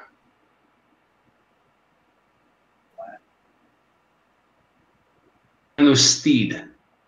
I pat my Moscow mule on the top of the head. That Did they not have any horses? is the strangest horse I've ever seen. Horses are very overpriced nowadays, so I feel we take it nice and slow. I mean, the mule can walk just as fast as a draft horse anyway, so. Hum crawls up and sits on the top of the box again and says, well, let's go. Talk to the facility about the enchanted stones, or I think personally we should prioritize rescuing the... Tadias' family.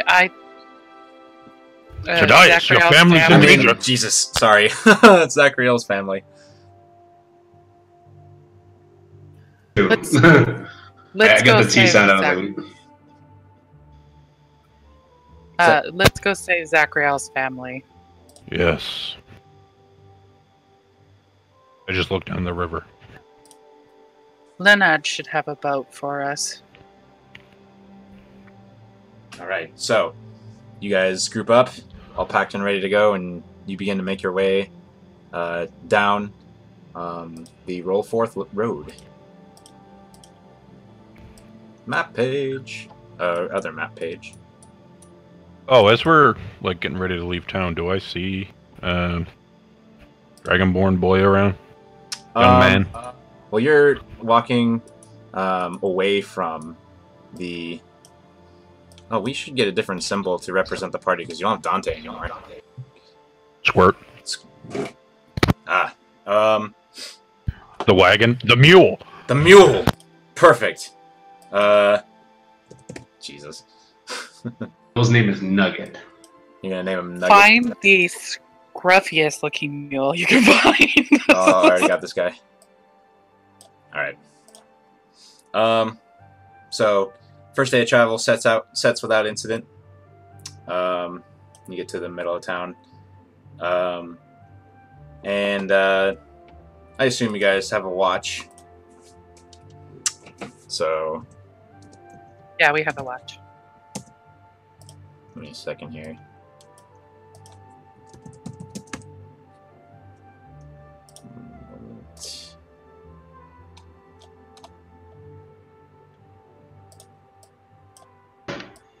Is there any way for us to move into Rollid inconspicuously? Or are we just too conspicuous with the mule and... You have a mule and a cart with that thing on it. You're pretty conspicuous. Sorry. Air elemental technology where they make like a repetitious noise and like a bullhorn saying, "Yo, we are traveling down this road." Well, it's not like that, but I mean, you have My card. a cloppy mule that clops, and a wagon that has wheels that are, you know, that move. that are strained under the weight? They're not strained, but you know, it makes a sound as it strikes the ground. Okay. So I'm gonna Just while we're passing on the road. need to do a couple things here. Because I anticipated something a little bit differently, but that's okay.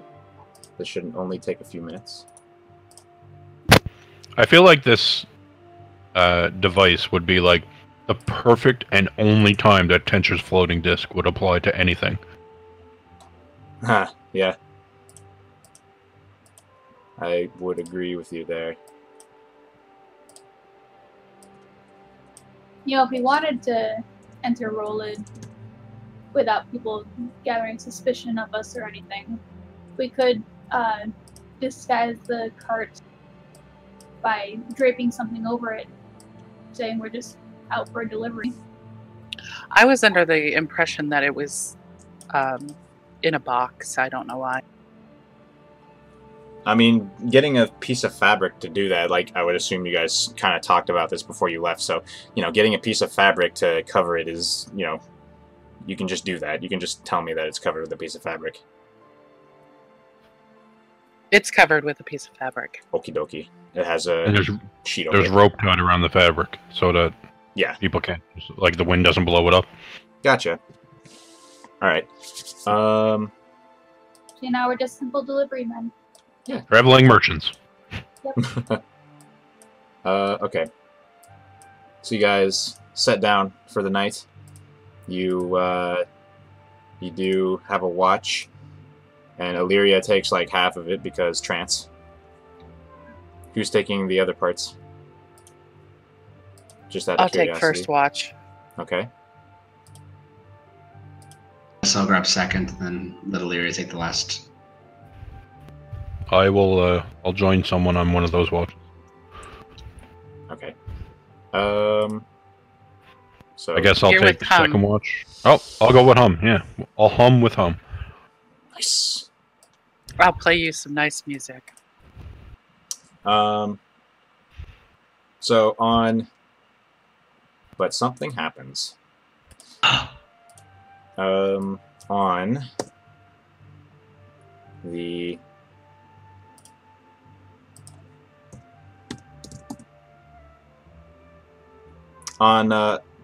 Illyria's watch, near, sort of near the dawn. Actually, let me get. What I wanted to do was get better music. What I meant was for this music, but I'm about to change it to combat music. On Illyria's watch, Illyria, with your dark vision, you're looking around. How far from shore of the river are you guys camped?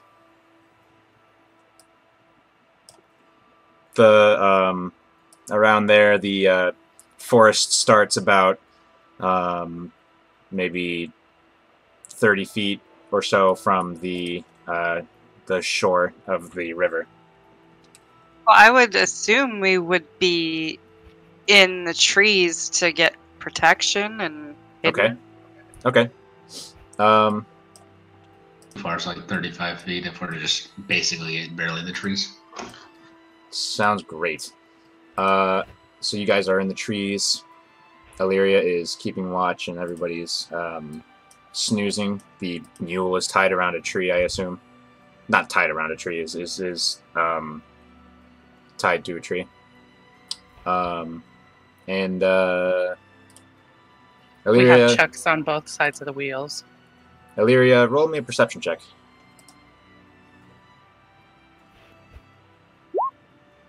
All right. You see, actually, you hear, aside from the river, why is it not playing the river?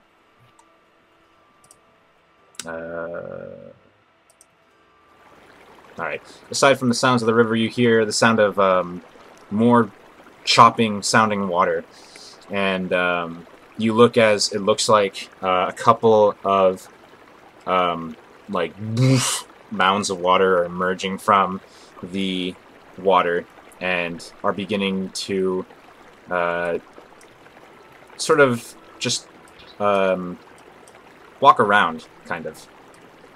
You guys are in the trees, and you watch, and they kind of just walk around. And do you do anything? I'm just gonna give it a minute and just keep watching. About 10 minutes pass as they kind of float around, and a few minutes more, and they kind of slink back to the shore, and they slip into the water. For the time you were observed, Can she see which direction they were headed? they morph into the water, and then they're essentially invisible. They're flush with it in all conceivable ways. But they like there's no. It doesn't look like they're heading in any. Excuse me, crap. It doesn't seem like they're heading in any particular direction. They just kind of flow back into the water, and from there you can't see them.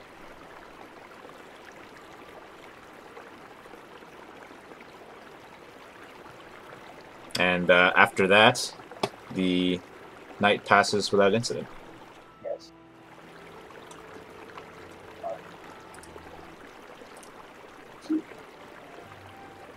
And it's morning. Ah, Wake up, everyone! Time to hit the road.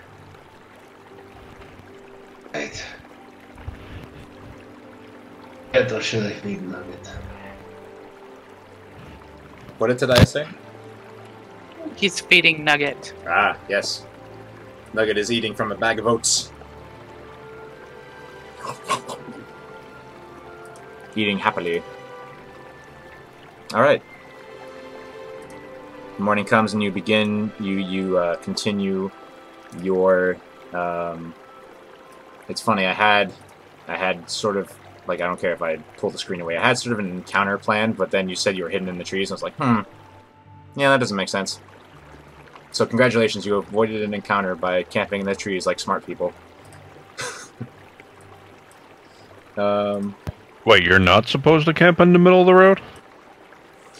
You know, That seems strange. I think about a lot of things as a DM, but, you know, my brain RAM sometimes goes away. Alright. Never know. You never know. So, Well, Ilaria could have engaged with them. yeah. Alright. So the next day of travel is, you get to this point, you lose sight of the river for a while, and then,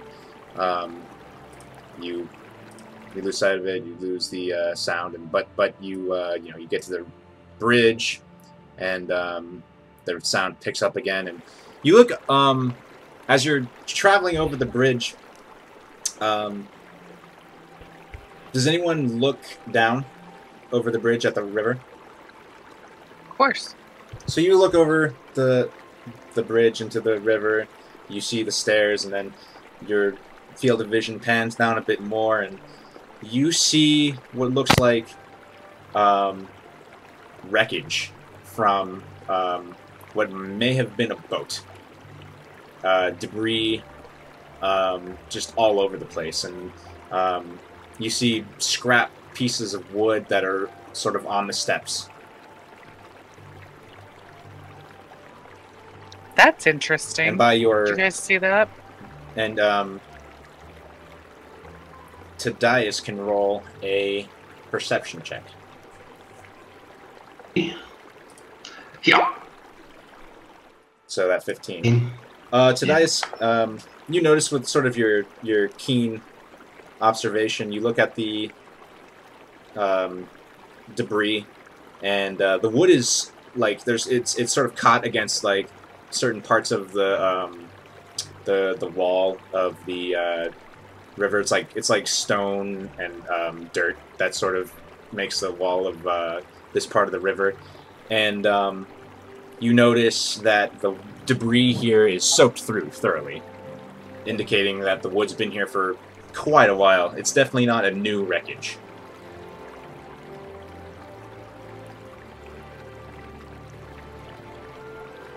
Doesn't look like it's new. It looks like it's been here a while. As you guys are walking over the bridge.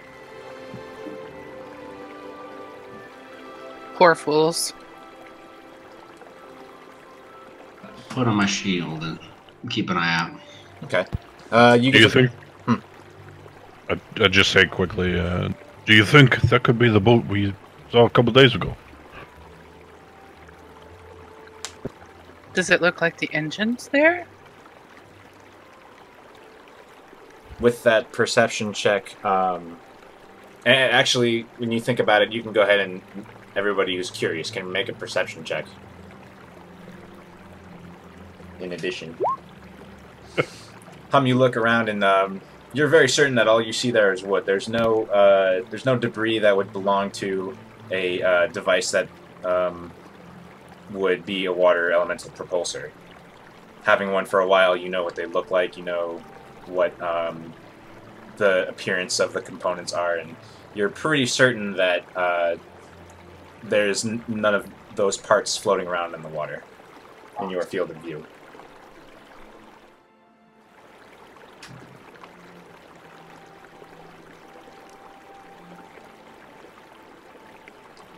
If nothing else, and you guys continue, you make it to roll it.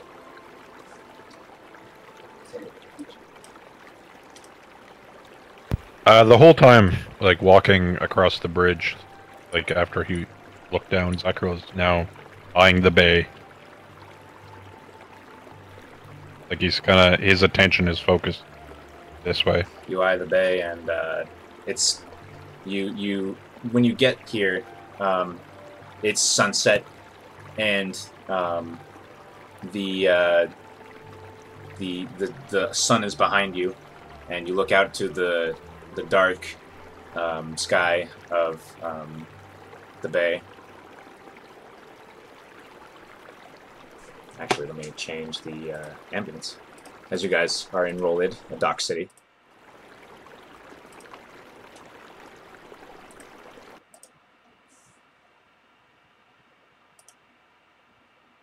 So what do you guys do?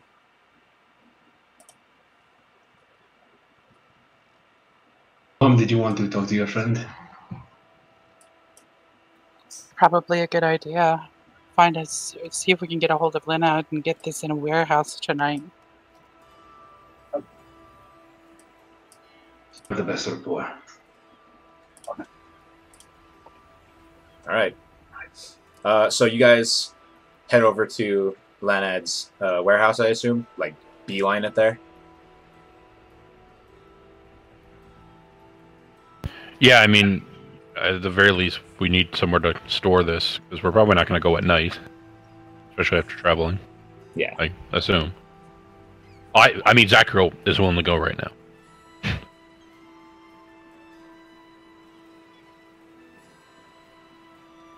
I agree, we just go over there to drop this so that it's in a safe place. Alright, so you get to Lanad's warehouse, and you knock on the small door, and Halfling opens it, sees Hum, says, we're about to close shop for the night.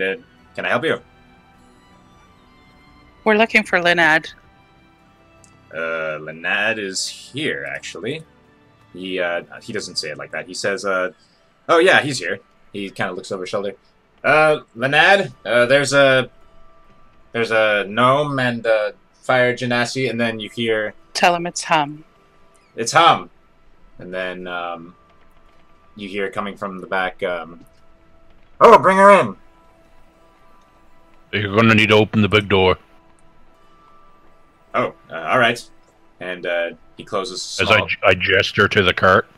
He looks at the cart and he's, oh, alright. In 1 second, and he closes the small door. And then you hear a crank as the big door starts to open.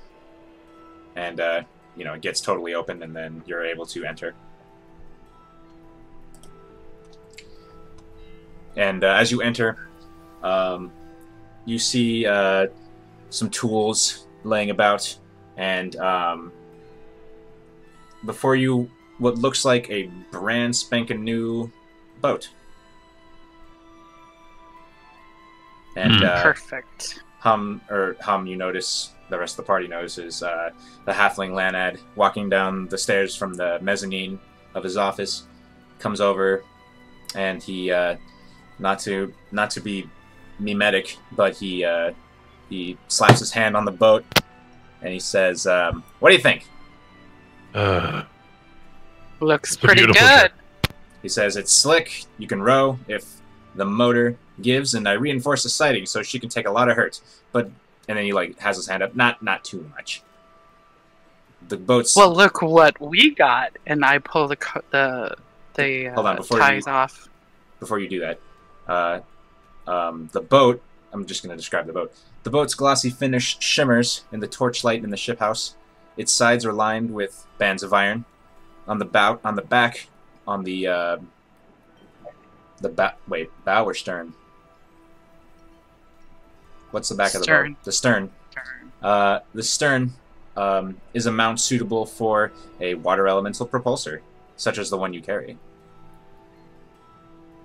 And then you pull the sheet away. I pull the sheet away and show Linad Aha! the propulsor. With that, she's ready to break waves. And we're ready to crush waves. He grins. He says, do you want me to install it? Best way to get it on the boat. Well, you're getting ready to close, so if you don't mind, we could do it tonight, or you could install it in the morning, and then we could probably make landfall at their hideout. Probably around dusk, give us cover of night. He nods and he says, well, I can just It's not too long. I can install it and we can keep it here. Keep it safe. Right. Would you mind if we stayed with it tonight? He looks confused for a second, but then he kind of nods in comprehension. Yeah, that's not a bad idea. Sure. In fact, I'll stay here tonight too.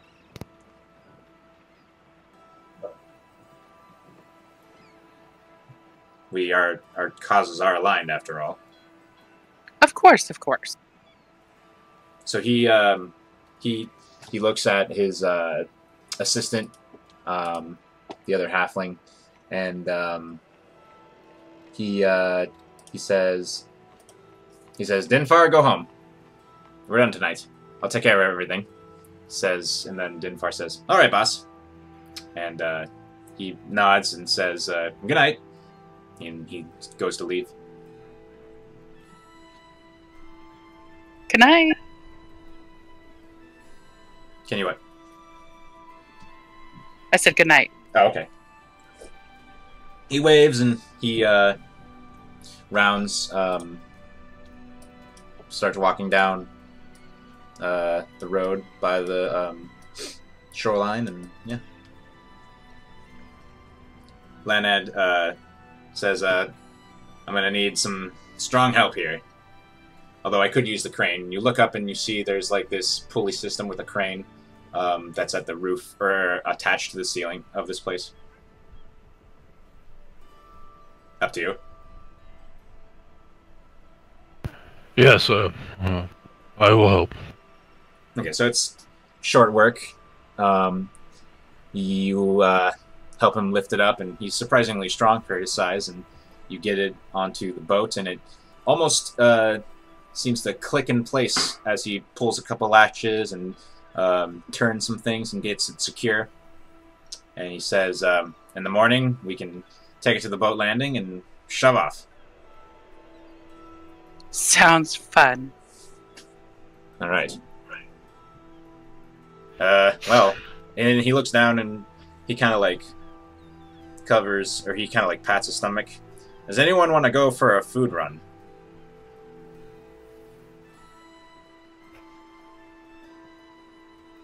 I'll run over and talk to Norwell at the Blustery Brew and get us some plates. All right. So, Hum, you do that with, no trouble. Does anyone accompany her? I'll head along with her. Okay. So you guys... We should have an ale while they're there. Oh, man. We can pull You in don't that see real you fast, don't real fast. you don't see Hum and Tadias until the morning because they get drunk. No, we're only going to have one or two. I ask Lynette if he has a brazier, like for a flame. He says, like a decorative one, because we have the No, I just need it for something. uh. I'm not even going to take it. I just want to use it. Well, I don't have one here. I have a decorative one at home. I can go and get it real quick if you would like. No, it's fine. I'll just go outside and make a fire pit. All right. So, Hum and Tadias make it to the Blustery Brew. The Blustery Brew. Man, I regret naming it that way. And walk in, and are you gonna you're gonna try to meet Norval. Norval? See, the thing is, I need to check on my notes to remember.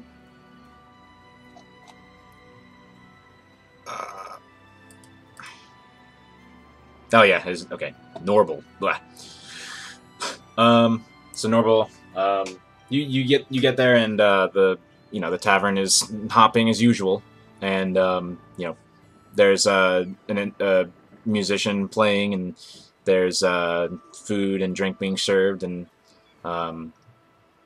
bar waitresses are walking around taking orders, and you guys ask for to go, basically. Mm-hmm. And the bar waitress kind of like furrows her brow and says, "We don't really. I mean, we can't really let the plates out of the place. And like you can tell that she's never had to deal with something like this before. This is a tavern, not a catering service. But so The guy that owns this place, the guy that's dealing with the boats as well, or they just know each other Normal. well? they know each other, and I mean you have a good rapport with them. So Why don't you do me a favor, sweetheart? Why don't you get Normal for me? okay. I'm sorry. She looks apologetic and she just kind of disappears. Oh, no apologies. Walks to his office, knocks on the door, tells him what's going on. He comes out and he starts. When he exits his office. He has like this look on his face of like, to go order what? As he's walking over and then he sees Hum and he says, "Oh, Hum, you ordered food to take on the road with you? You're not gonna stay here and enjoy, or?" Well, we're staying over at Lynette's tonight. Can we go to your office? Suddenly his face kind of gets serious and he says, "Sure." So he takes you into his office. He says, "You're staying at Lanad's? Well, for what reason?" Well, we were able to get our hands on a elemental engine so we can get over to the island. Oh. And we don't want to leave it alone. And so the dawn I'm of trying to get comprehension. food for everybody. I see. All right. Can you promise me you'll bring back the plates in the morning? I'll make sure your plates come back. All right. We'll get a crate. Well, let's see what we can do. We'll whip something up. And what follows is just some discussion with him and his staff, and eventually you get what is pretty much a small box that is plates of food stacked on top of each other, separated by wax paper. In this weird first time to go order. And you guys are totally fed. Hooray. You take it back. And yeah. We don't get our ale. Oh, do you get your ale? No, because we had to talk to Normal. Oh. I mean, you can... Okay. You guys leave your... I'm not... you guys tell me what you're going to do. We can save it for our victory lap after, rescuing the child. All right. Yeah. So you guys return with plenty of food for everybody. What's Zachariel doing? He's outside with a little a small fire pit going. Like I just breathe on it and light it up. And he's putting in stuff just so that there's some ash there. Okay. Kind of doing that by himself. So you notice that Zachariel is absent from the warehouse for a time. And then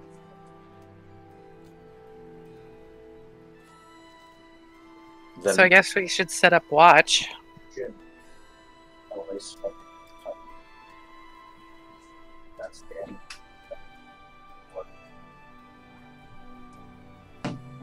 Go ahead and set up watch. First this time. I'll go ahead and take first shift then. I'll take second watch. I'll take last. Okay. The night passes without incident. And you wake up to... Oh, wait, no, I want the ambient dock noises. You wake up to, what I assume is the morning of your foray into the bay. We are foraying.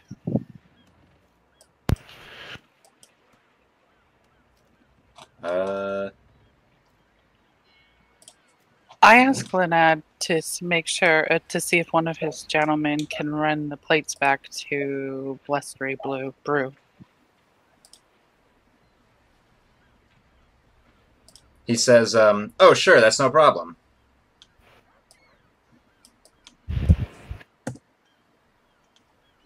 Oh no, don't tell me that music is gone. Fudge. That music's gone. That sucks. I think Fanverse is getting hit with DMCAs. Darn it. Alright. That sucks.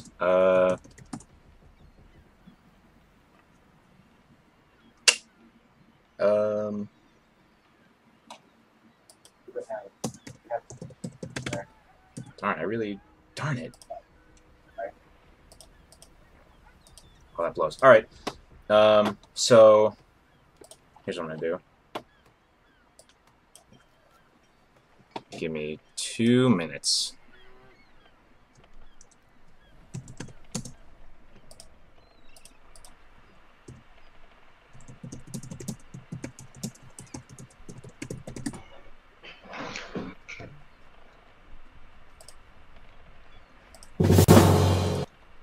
Sorry, stream. Okay, you guys might need to alter the volume of this bot, so get on Discord and make sure that when the music starts playing, it'll like not blow out your ears.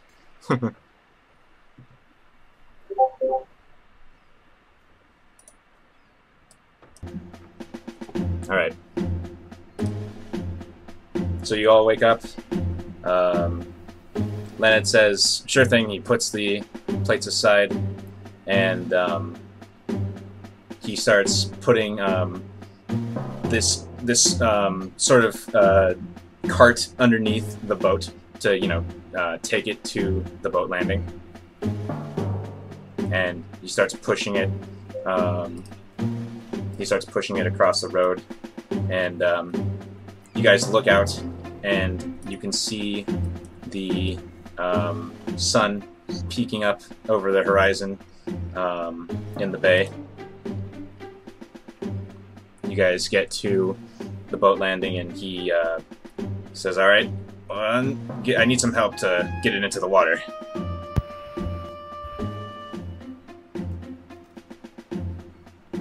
I'm gonna grab a chunk of it and start walking in the water a little bit.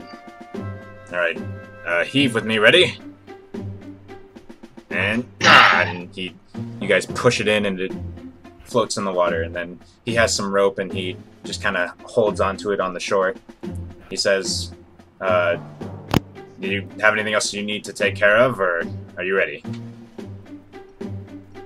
Please watch over the nugget for me. Oh, your mule. He like puts his hand on his forehead. Yeah, I'll make sure. Well,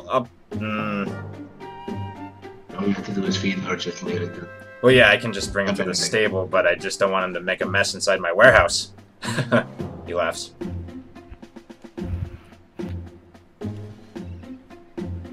He says, I'll take care of him, don't worry.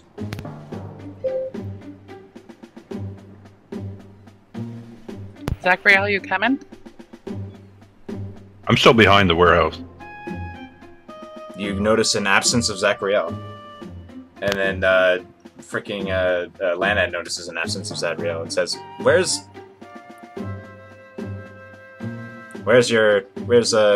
Zachariel? Where do you go? He should be mostly interested in doing this.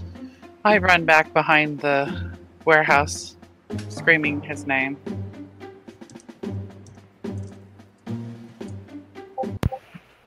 And you find him reaching into a fire pit. Hey, we're leaving. Are you ready? Yes, and I take a scoop of the ash, and I start from the top of my forehead, down across around my eyes, back towards my nose, and down across my mouth. What are you doing? Preparing for battle.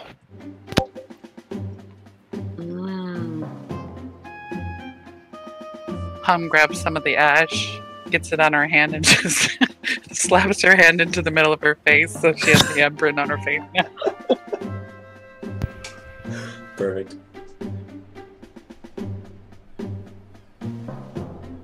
It's a custom. Custom of my people.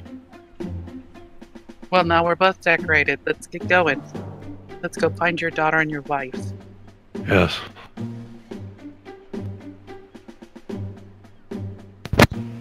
right.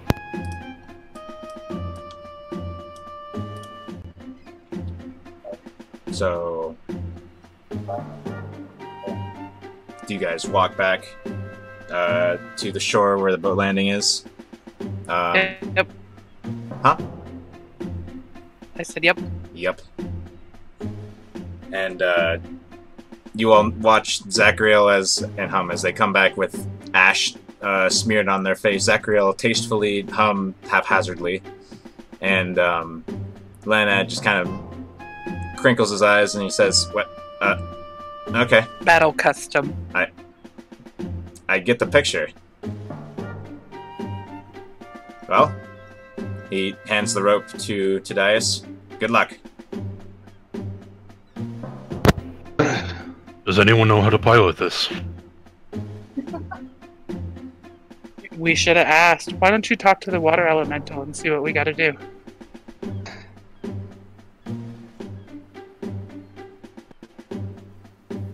I think it just does its job.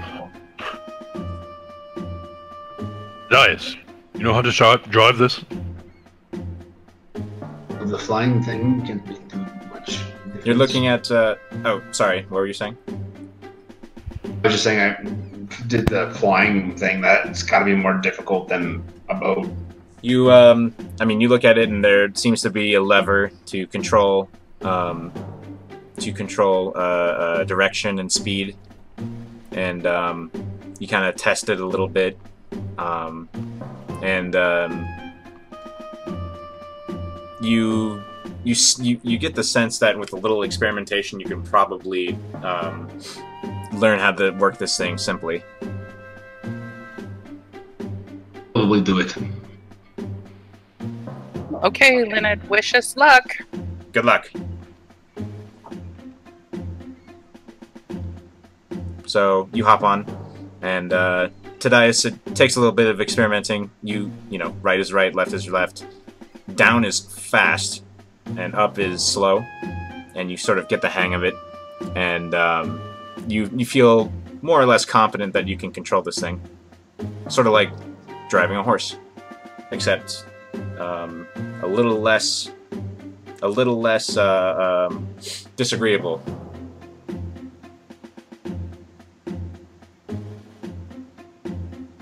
Do you guys proceed? Disagreeable. Come Let's again? proceed. Disagreeable, or the machine was disagreeable? Horse would be disagreeable at times because it's a horse.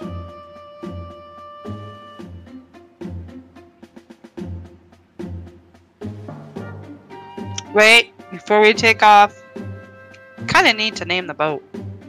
Oh, this is its first voyage. Let's name it Crusher. Crusher? Definitely better than Desire to Fly. Desire to Fly, otherwise known as the DTF.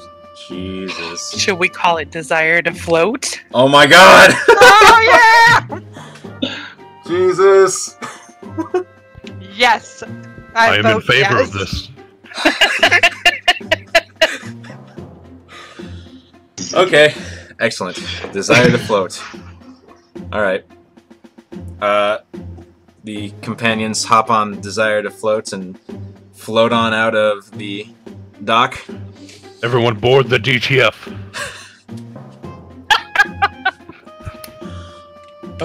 Hopefully this one doesn't go down. Amazing. Or will it? Alright. So,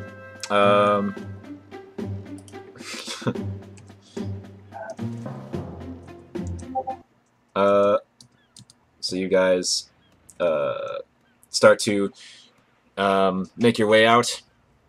Whoa! That was a loud noise. I want to do one more thing before we close tonight. You guys start seeing the docks shrinking in the distance behind you, traveling toward the rising sun.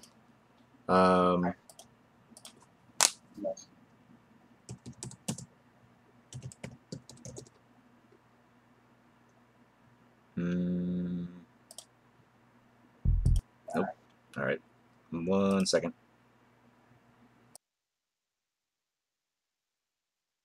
Not that one.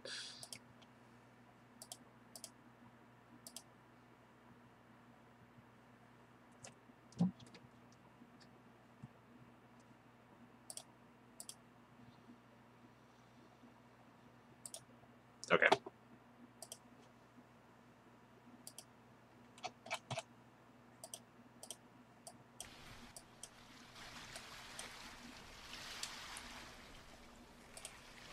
Alright, so you guys are... the sound of this thing is oddly quiet. You're speeding along the water, bouncing over waves at some points, seagulls around you. And let's take you guys to the map page. Take the stream to the right location on the map page. And I'm going to need to get a boat instead of a mule. Whoa. Oh. That's what happened. Okay. Momentito.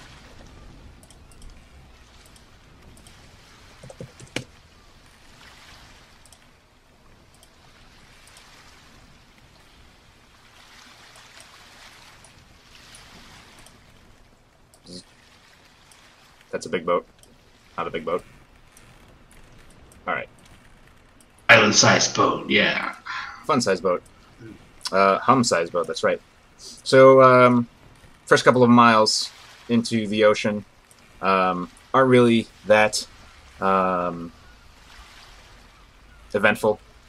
The sun rises into the sky. You're traveling at a decent clip, you notice. You realize that you've traveled a fair distance more than you would have if you were on foot. And as you get to about here, you look into the horizon and you notice a sort of fog. No. Fog bad. And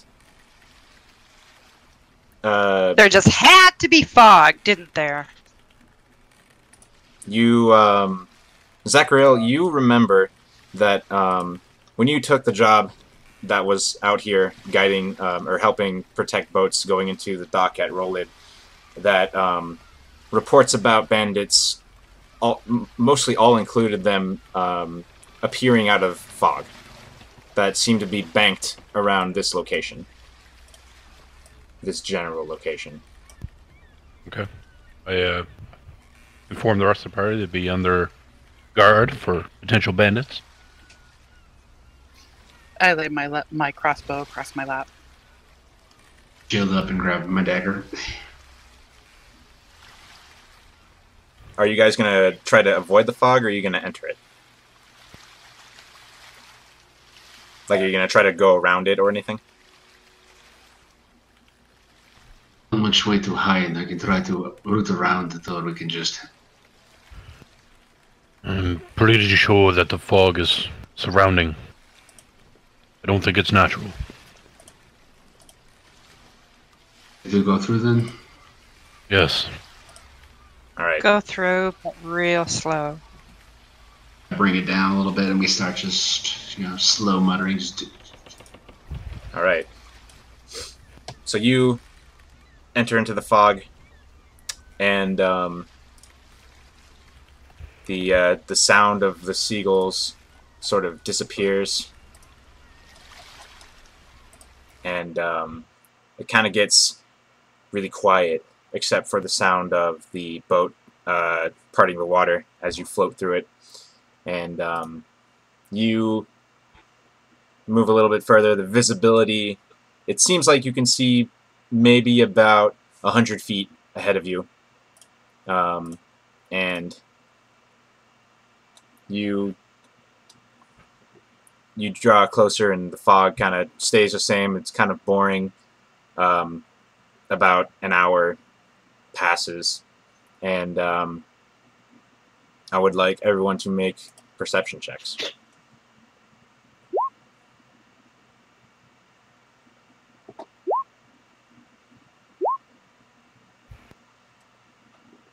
All right, Tadius, getting that 25.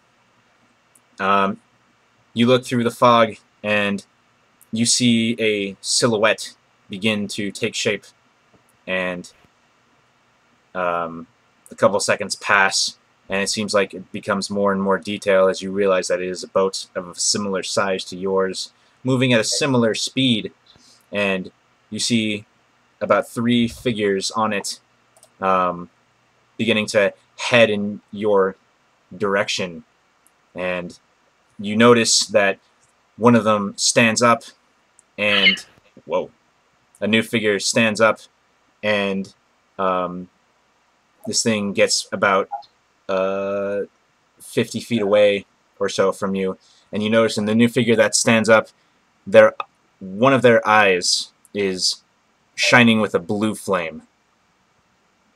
And we'll continue next week. Dun dun dun.